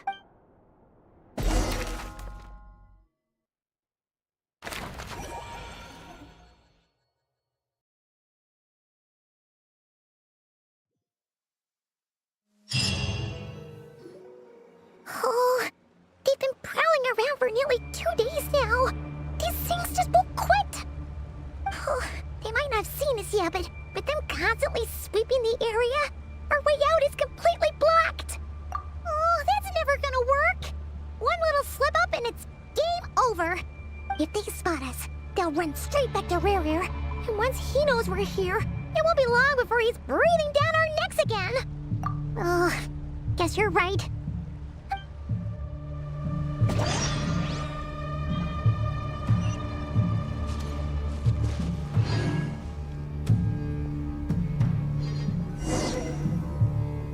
Oh, they've been oh, they might not have seen us yet. Oh, that's... If they spot us, they'll run... Oh...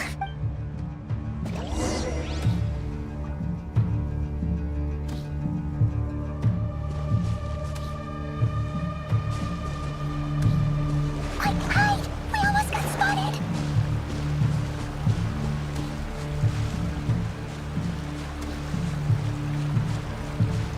Phew! That was a close call.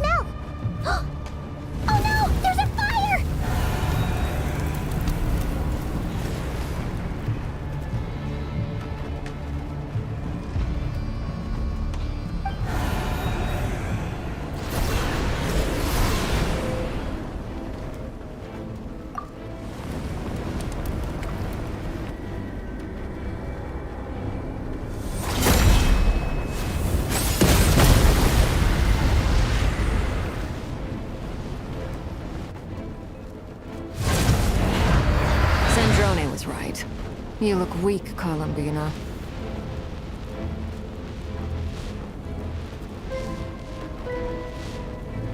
The old you would never have let such lowly creatures bar your way. Word has it that you did something for the Tsaritsa, and that's why you've lost most of your power.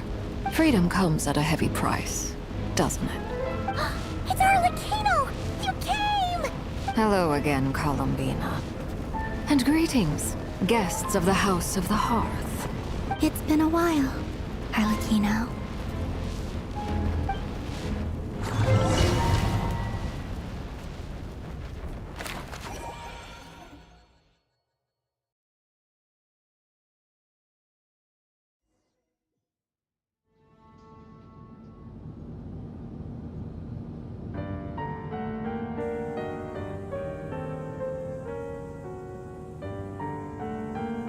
Stupid right here of stupid Solnari.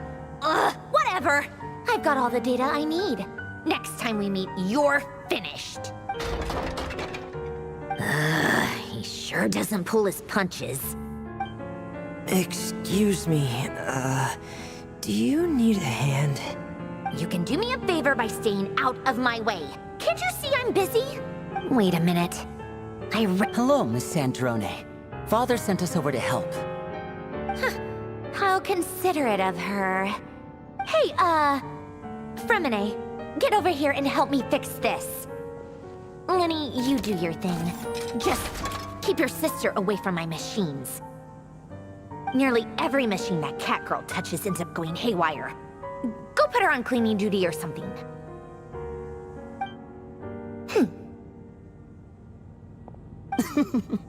Then let's start downstairs. Fremine, we'll leave this place. You've got it. Wait a second. Pretty sure there's still some tea in the cupboard. If you want some, you'll have to make it yourselves.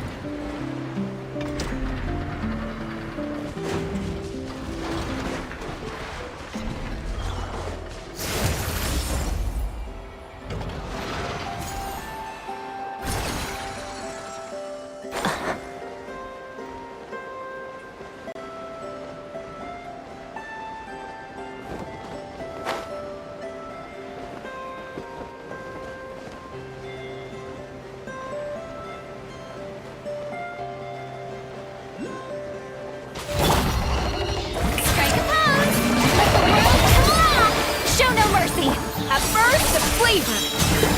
A little amusement. Paradise.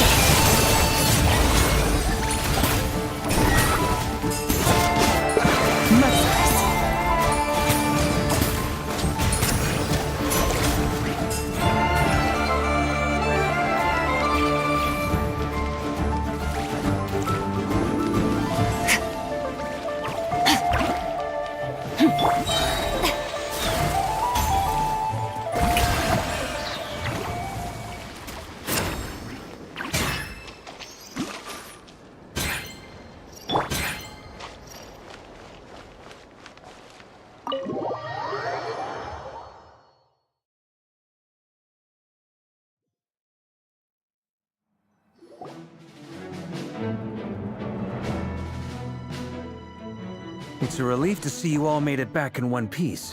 Huh? Feels like there's quite a few people missing. I returned ahead of them. Flint is helping Aino and Anefa to set up the decoys and buy us some time. As for Miss Nefer... Boss is still wrapping things up on her end.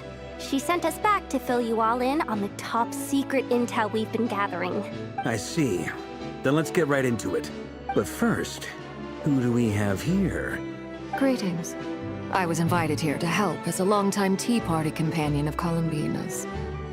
You may call me Arlecchino. Surely it can't be. Those eyes. Oh, where have I seen them before? The only Arlecchino I know is the fourth of the Fatui Harbingers. So either you share a pretty uncommon name, or you're more than just a tea party buddy. You are well informed, Grandmaster. A man from Mondstadt living all the way out here in Nod-Crai, and yet the people and affairs of Snezhnaya seem to hold a special place in your heart. Oh, the feeling's mutual. Sounds like you know all about who I am, too. A Fatui Harbinger. The atmosphere in here just got really tense. Guess we can't just start trusting Fatui Harbingers. I must admit, though, I'm a little curious. Seeing as the Moon Goddess no longer belongs to the Fatui, what makes you so willing to put your neck on the line here? Nor does Nod-Crai belong to Mondstadt, Mr. Varka. Yet still, you're fighting for it all the same. Things don't always have to have a tangible payoff. Sometimes, stopping things from spiraling out of control is a higher priority than chasing the spoils of victory. Of course, I can't say there's nothing in it for me at all. But that's between Columbina and myself. Forgive me.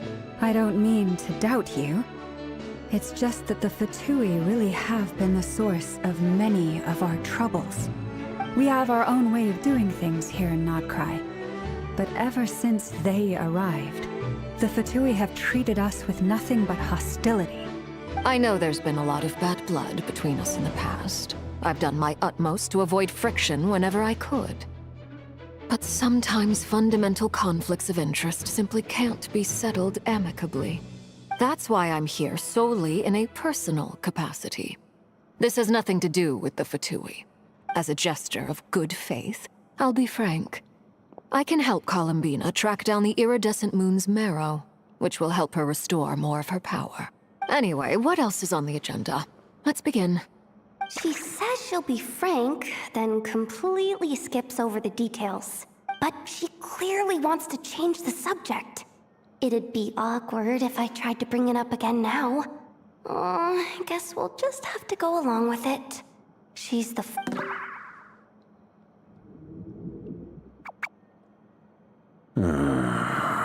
Well, since Miss Arlecchino sounds confident in her ability to handle that, we'll proceed to the next topic. Yehuda, time to share that top-secret intel. All right, listen up, everyone. First, we now know that Rerir was originally a Conrian secret agent whose primary mission was to hunt down and assassinate the so-called Dregs of the Crimson Moon. The Dregs of the Crimson Moon? Mm-hmm. In the memories, there was a lot of talk about the Crimson Moon and Eclipse, and a whole bunch of other stuff from the time of Conria. To my knowledge, those were the names of two different Conrian dynasties. Long, long ago, it is said that the people of Conria worshipped the Crimson Moon, drawing a mysterious power from its reflection. But one day, a coup saw the Crimson Moon eclipsed, hence the name of the new dynasty that replaced it, and how it became the new emblem of Conria. Still, long after the Crimson Moon dynasty had fallen, the last ruler of the Eclipse dynasty, the Vinster King, still coveted the secrets it left behind. So, he sent the Rehir of Solnari to secretly hunt down the Crimson Moon's few remaining followers. In those days, Rerir showed no signs of madness. In fact, he was as normal as any other person. Oh, and he had a fiancé, or at least a would-be fiancé, called Tholin. What's the matter? Stephanie, granddaughter, Flinders.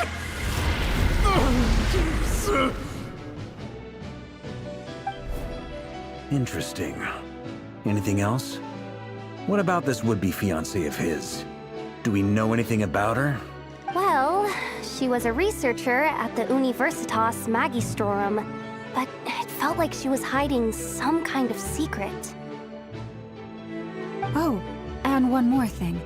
For some reason, Rerear's fragment also contains some of Thelindis' memories, though only a very small portion. Well, no shortage of potential leads, I'll give you that.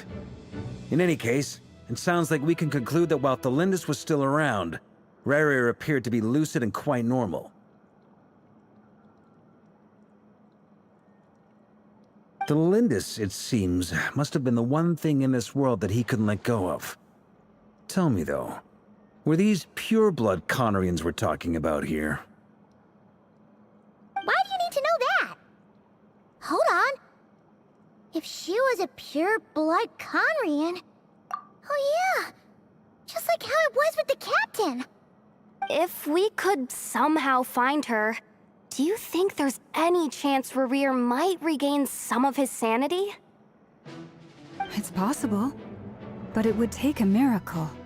We can't pin all our hopes on that. That merchant who Nefer knows, Dori Sangama Bay. Maybe we could hire her to look into it. All right, then. Let's keep working in our separate teams. Traveler, Paimon, Kutar, and Miss Arlecchino will go look for the iridescent moon's marrow. As for the others... On the way over here, I noticed that the Wild Hunt monsters had grown even more frenzied in their search for Kutar. At this rate, the people living here will be in grave danger too. So I'm thinking of gathering together some of our followers to go wipe them out.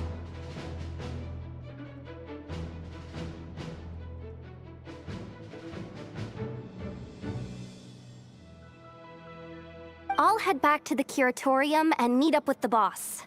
Feels good knowing we've all got something to be getting on with.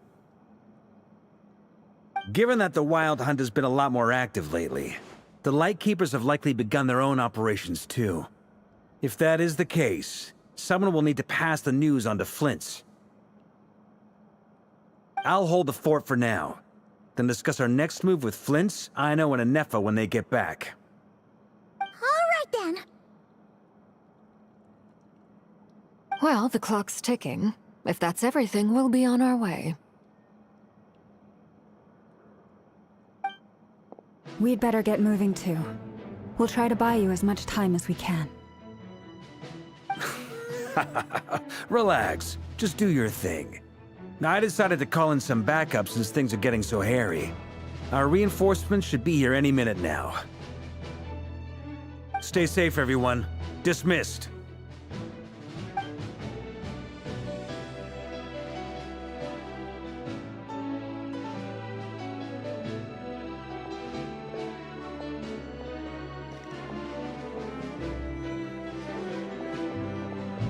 We're back.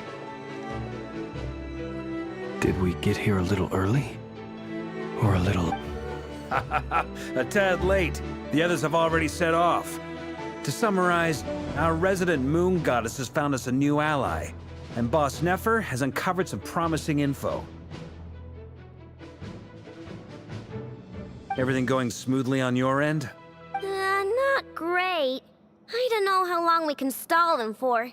The decoys are getting taken out way faster than we imagined. I'm gonna make some more later, but I need a timeout first. I'm so tired right now. Oh, right!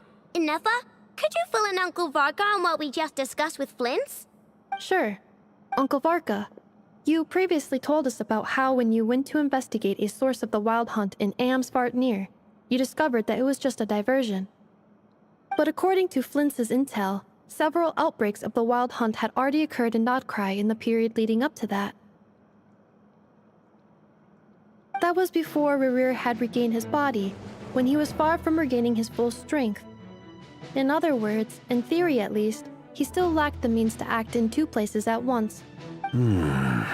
Flint's, with everything that's been happening, the Lightkeepers across Nod-Crai are rallying to fight back against the Wild Hunt.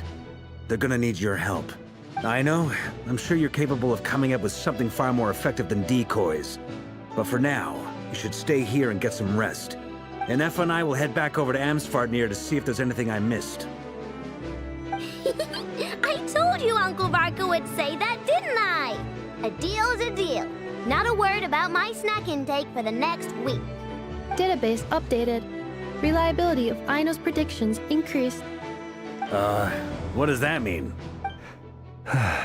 They were betting on how you'd respond after hearing their intel. It's the obvious choice, isn't it? That's hardly worth betting on. We already decided that Anefa should go investigate the situation over at Amsfartnir on her own. You might as well stay here and keep watch. Someone needs to hang back and oversee our strategy meetings. And besides, you still haven't fully recovered from ambushing Rerir. So I've ended up with the easiest assignment. Well, I appreciate it, everyone. See you when you get back.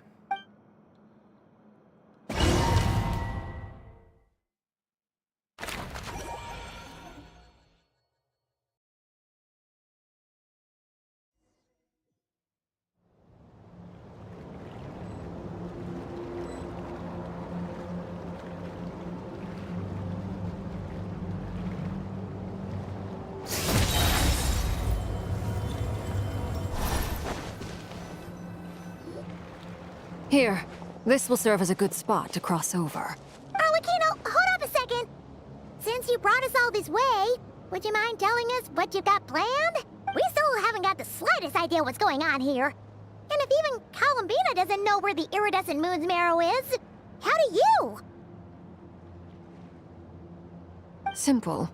Because I am an inheritor of the royal bloodline of the Crimson Moon. And one of the last surviving embers of the Two Worlds' flames. Huh? Are you serious? Your surprise is understandable. But the more I thought about it, the more... When I was young, I discovered I could wield a very special kind of fire. It coursed like blood through my veins, and smoldered away inside my nerves. What's more, whenever I experienced strong bursts of emotion or drew too deeply on this power, it was like some kind of presence within the fire would begin to gnaw away at me, consuming me from the inside out. Exactly. That is why my hands are like this, too. At first, I saw it only as a curse, but once I became a harbinger, the Jester apprised me of the truth. Together with my own investigations over the past few years, there are several things that I have gradually come to understand. For instance, take the so-called Crimson Moon. In truth, it is nothing more than the shattered remnants of the iridescent moon, fused with the abyss to prolong its lifespan.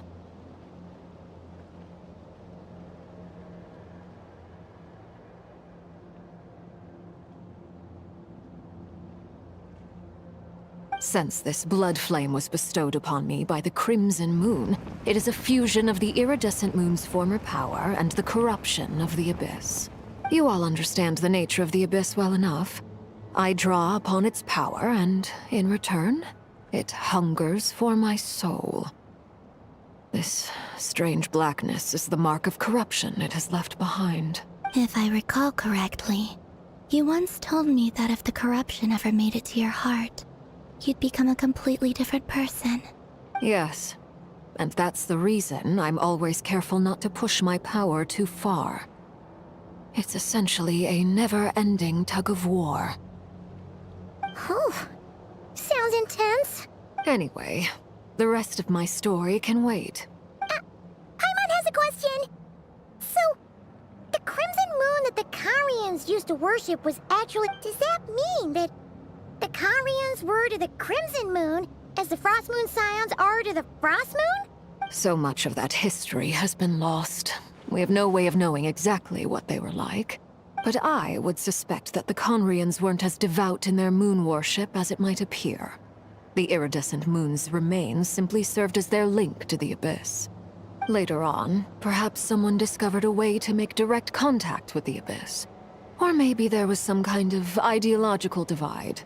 Either way, a dissenting faction staged a coup and drove out the royal heirs of the Crimson Moon dynasty. Still, even with the dark sun looming high overhead, the Crimson Moon's glow never truly faded. if you want living proof. It's standing right before you. The first time we met, I sensed something familiar in your presence. When I looked at you, I felt I could see that mysterious red moon in the corner of my eye, in your flames. Well, I appreciate that you kept it to yourself. Much about the Crimson Moon is still a mystery, and I'd prefer not to end up as the object of an insane research project. Anyway, time is against us here, so if there's... I just want to make sure I've got one thing straight. In her letters, Sandrone mentioned that since you are unable to contain the iridescent moon's marrow yourself, you intend to leave it in my custody. That's right. For now. It's the only way I can pay you back for your... The iridescent moon is already part of who you are. So with its marrow in your possession, you'll be even more powerful than before. Deal. Then let's get started. Get what started? What does this place have to do with the Crimson Moon? When I first became a Harbinger, the Jester gave me a book called Paranhari, also known as Leobranto Inamorato. You should be able to buy a copy next time you're in Fontaine. It's a love story set in the Crimson Moon era, but setting aside the tangled romances of its characters, it also records a few interesting details. In the Crimson Moon era, or so the story goes, there was an orphanage that received children from beyond the bounds of this world, and subjected them to a peculiar induction ceremony. Beyond the bounds of this world? For real? And what kind of induction ceremony? The Crimson Moon sages looked beyond this world for beings with powers that surpassed the gods. But fearing they might lose control, they subjected these children to a process of refinement. They made these children crawl up a fireplace and kept asking them, "Have you died? Did you see it?" Until they finally admitted to having died and seen a crimson moon. The adults embraced the children who passed the ritual, telling them, "Within the fireplace, you have traversed the flames between two worlds. Here and now, you are born anew." The book leaves much unsaid, but I suspect that this was their way of branding the children they had enrolled, leaving an indelible mark upon them so that they would forever live in the Crimson Moon's light. That explains why I can't sense the Crimson Moon's marrow in this world. It makes sense that it would be sealed in a special space that can only be accessed temporarily through some kind of ritual. But there's no fireplace here. Do you see a chimney anywhere? Oh, are we supposed to build it ourselves? Okay, fine. Paimon will go find some bricks. That won't be necessary.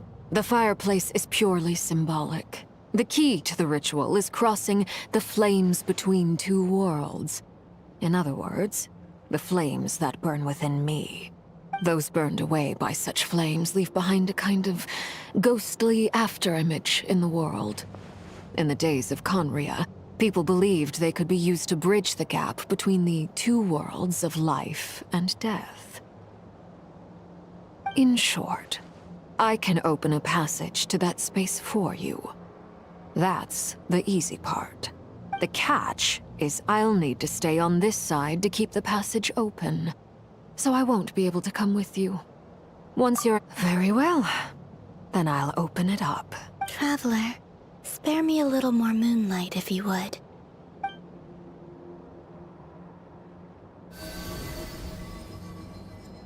Thank you. I feel like I've recovered some of my strength now.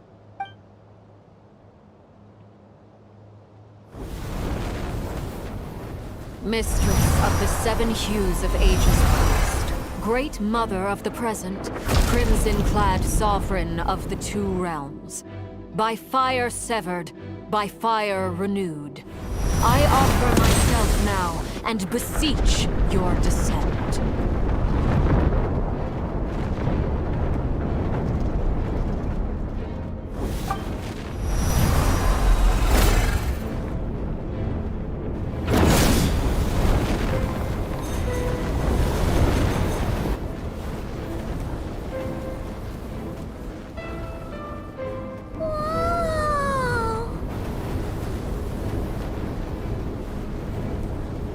One word of advice.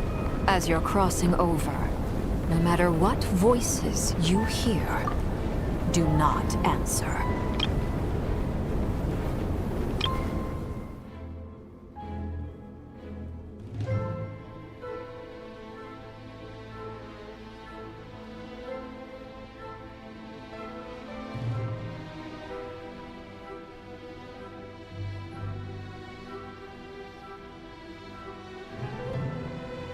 Whoa!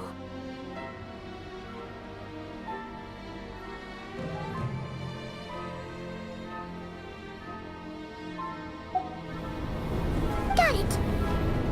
I sense a sinister gloom inside, but also the familiar light of the moon.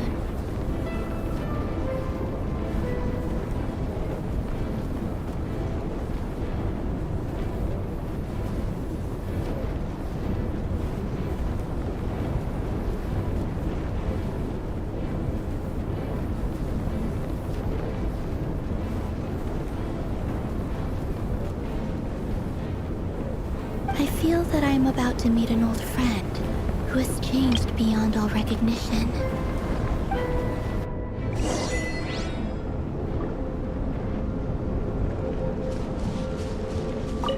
Seismic changes often begin with small windows of opportunity.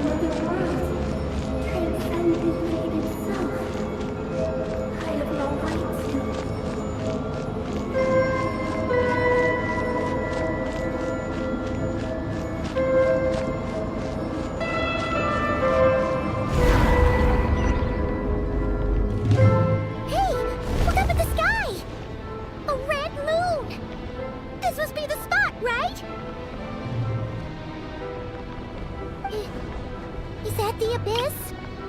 It's practically filled the entire place. What now? What a tragic sight.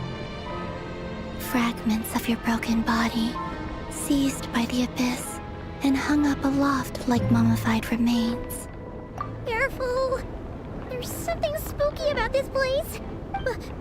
Paimon's right behind you. Whatever you do, don't run off without her.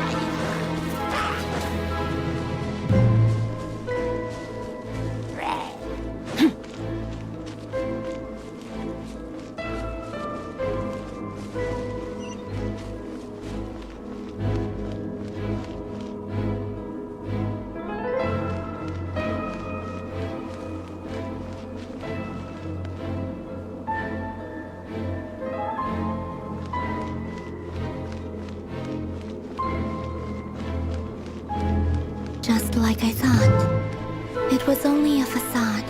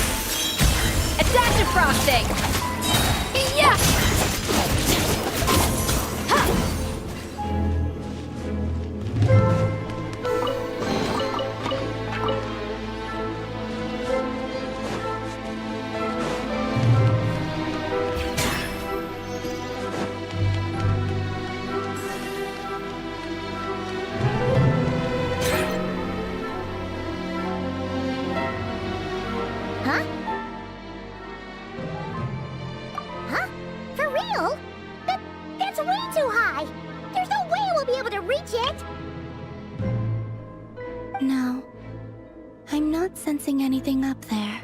It's coming from under the mountain. Let's see. Ah! There's some kind of weird shadow over the water. Wait, see that? Looks like a mechanism of some sort.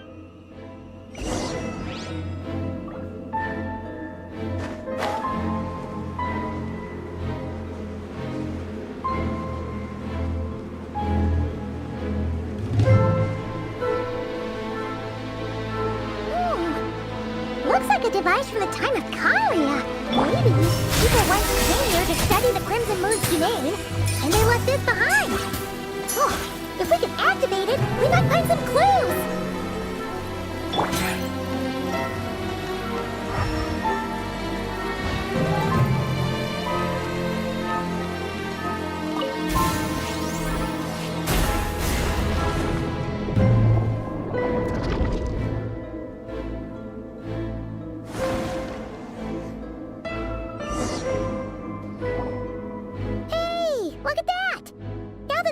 Running, the shadow in the water. Do you think these mechanisms might be the key to unlocking the secret? Thalindis, we'll leave the rest of the research in your hands. We'll be heading back now. I hope this isn't ruining date. Mind your own business. Just leave me some snacks on the table. Thalindis? Is that Rear's girlfriend? How come we're hearing her voice here? Oh yeah! The Abyss has made this space extremely unstable. Maybe that's why some of the things she said and did were preserved here. Whenever I see this view, it takes me back to a poem from my childhood. Waning moon, oh lifeless damsel, weeping on the mountain crest. Mourning still in wistful tone, her fragile soul now laid to rest. For me, of all people, to be here investigating the mysteries of the Crimson Moon space.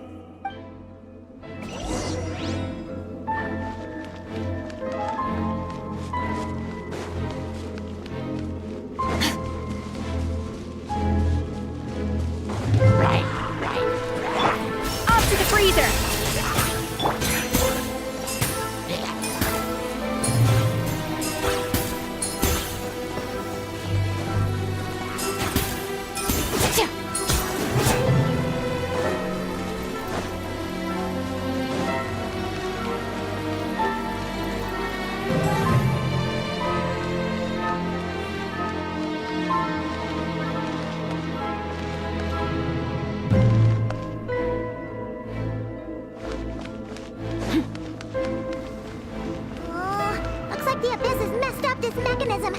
We need to find a way to get it working again. Let's see if there are any other devices nearby.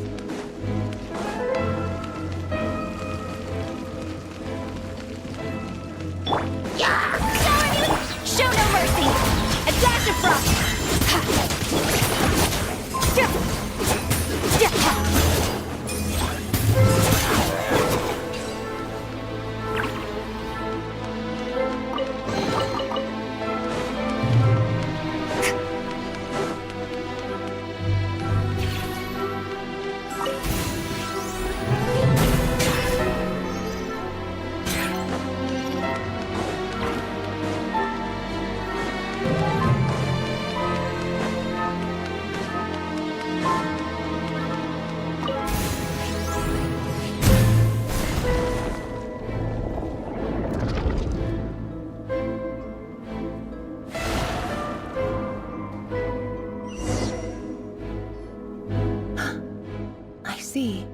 So the moon marrow, or rather the power of the 3 moons, is the key to unlocking... If it really does exist, then maybe this madness can finally be put to an end.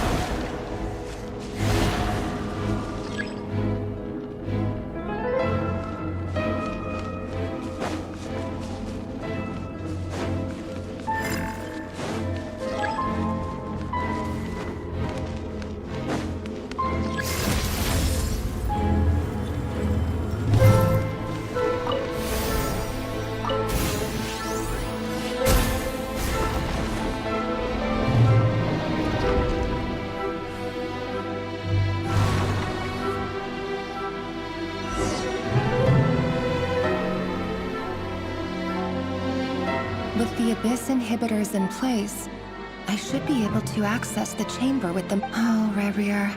With every step you take, you're drifting further from what you truly desire.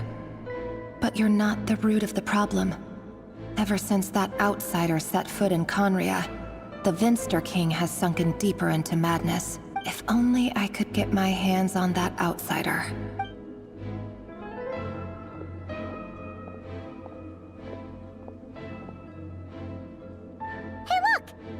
Reflection is back to normal. Elendis' voice mentioned a chamber with the moon marrow.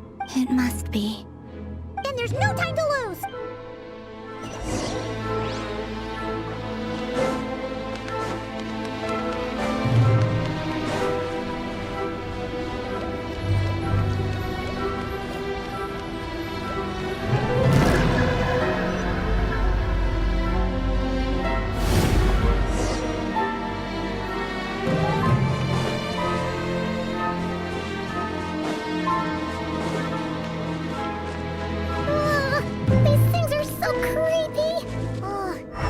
Looks like we'll have to destroy them if we want to get to the iridescent moon's marrow.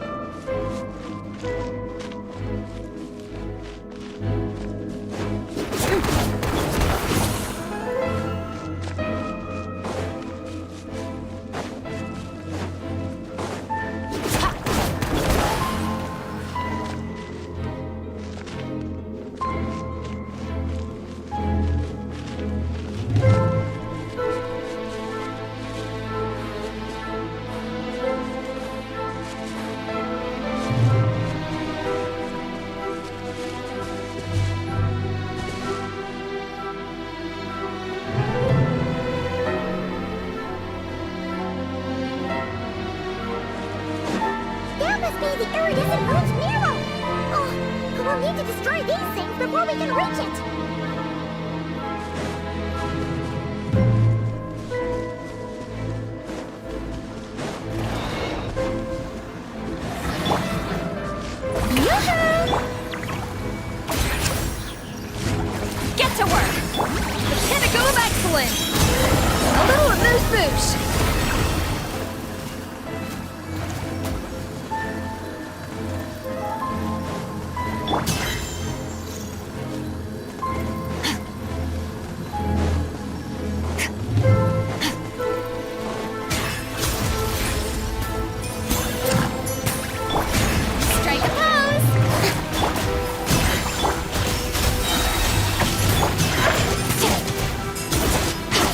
Fearless.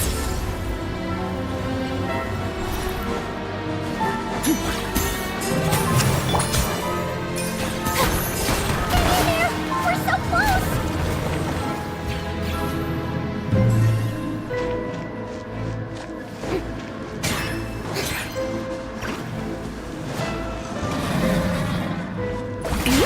Fulfill our pact! At first, a flavor! A dash of frosting!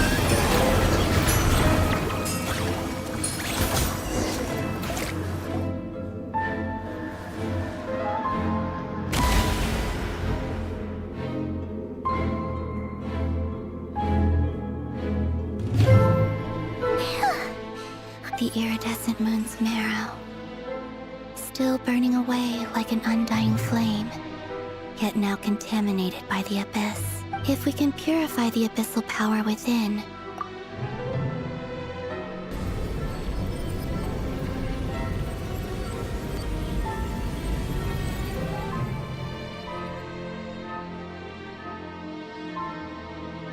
it's so cold. Is it you? Are you here? Huh? Are you talking to us? At long last, I can see you once more. I'm sorry. I lied to you. Even knowing what was to come, I still couldn't let go of the fear in my heart. The moment the moon shattered, my body began to split apart piece by piece. Like I was being cut into pieces by 1,000 blunt blades. My thoughts scattered as the cold crept in. Tell me, what was it that brought you to us all that time ago? If only I had possessed your courage, then I might have been spared this torment, more painful than death. You look so puzzled. That's how I felt too when I first saw you. But trust me when I say that everything happens for a reason. Farewell, Hypo.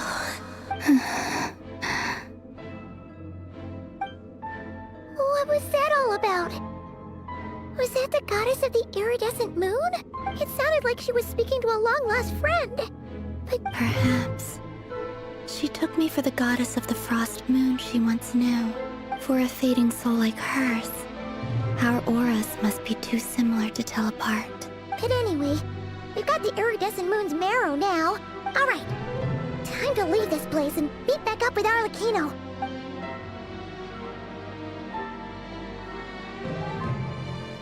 That's odd.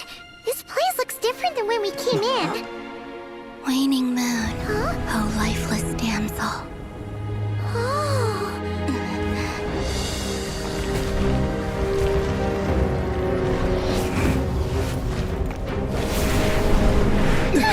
Hurry! The place is collapsing!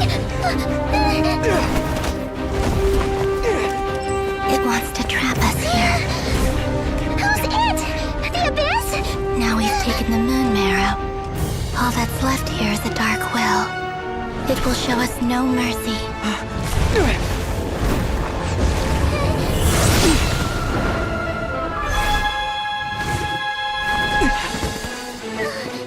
Give it back! The crimson moons!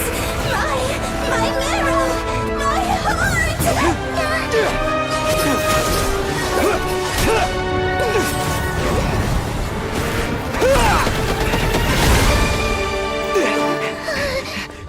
Finally! Huh? Oh no! The exit's blocked! They're back! Now what do we do? This is where you fall. Witness my rise. Hey, it's... What are you waiting for?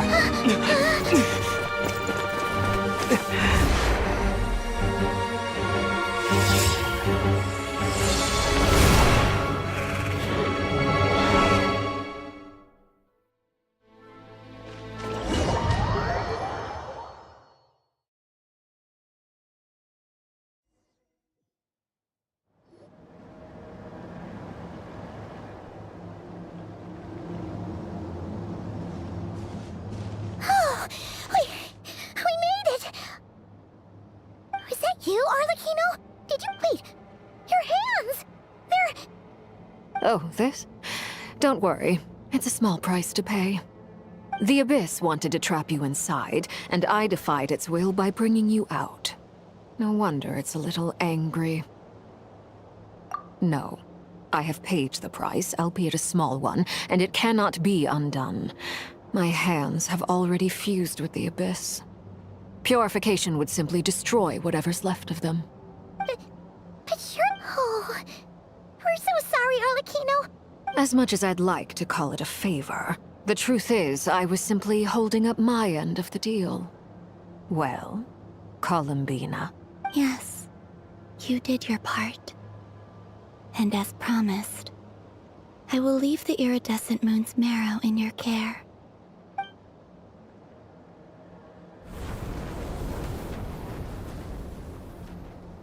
I'll take that as a blessing. Now, Columbina, give me your hand. Accept this moonlight I offer in return.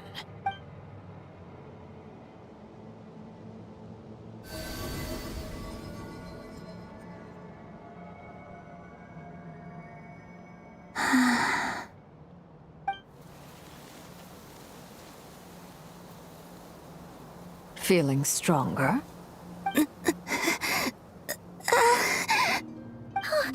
Columbina, are you okay? I'm fine. Our powers are a little at odds, that's all. By the Frost Moon's authority alone, wielding the power of the other moons was always going to be a stretch. Still, I think it's fair to say that your strength has returned, at least to the level it was at as Third Harbinger. It's still not enough. There's no way I can hope to challenge Rayrier like this. Just one more ray of moonlight, if you would. It's okay. I can take it.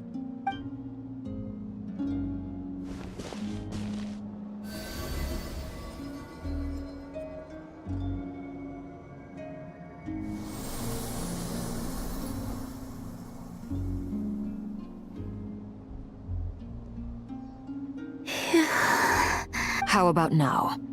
Fighting fit? At the very least, I won't have to stay hidden like before. I want to see him gone from Nod-Crai. The Ray here of Solnari and his wild hunt must be sent back where they belong. Well, it's good to have something to aim for. You certainly seem more alive now than you did earlier. When I first met you, you didn't strike me as a ray of moonlight. More like a wisp of fog drifting in from who knows where, ready to scatter at the first sign of a breeze. But now, you're full of vitality. Just like the Frost Moon, once the brightest of them all. May you keep shining, Columbina. This is who you are. Thank you. Look after yourself too, Arlecchino. I know you have plans of your own, and that's why you're always seeking to grow stronger. But whatever you're after, don't let the Abyss take a hold of you. I do not wish to see you go down the same path as Rayrier. I appreciate the concern, Columbina. Although perhaps it's time you took a new name. A new name? Kutar, the Moon Maiden, Columbina. They're nothing more than code names. They describe who she is and the roles she's played, but they're not her real name. We often use code names in the House of the Hearth, too. But it's knowing your real name that keeps you grounded. Up till now, you've been living a wandering life, so you've probably never really cared. All I'll say is this. Once you've defeated Rayrier, give it some thought. All right, that's it from me. I'll get you back safely first, then go meet up with Sandrone. You're the best! I appreciate the gesture. It speaks to your good character. Anyway, let's get going. There are more urgent things to do right now than trade compliments.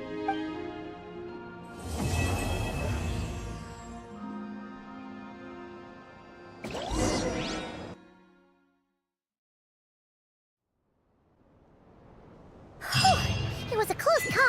But we got the iridescent moon's arrow and restored Columbina's strength. And that's all that matters. In other words, mission accomplished. Paimon wonders how everyone else is doing.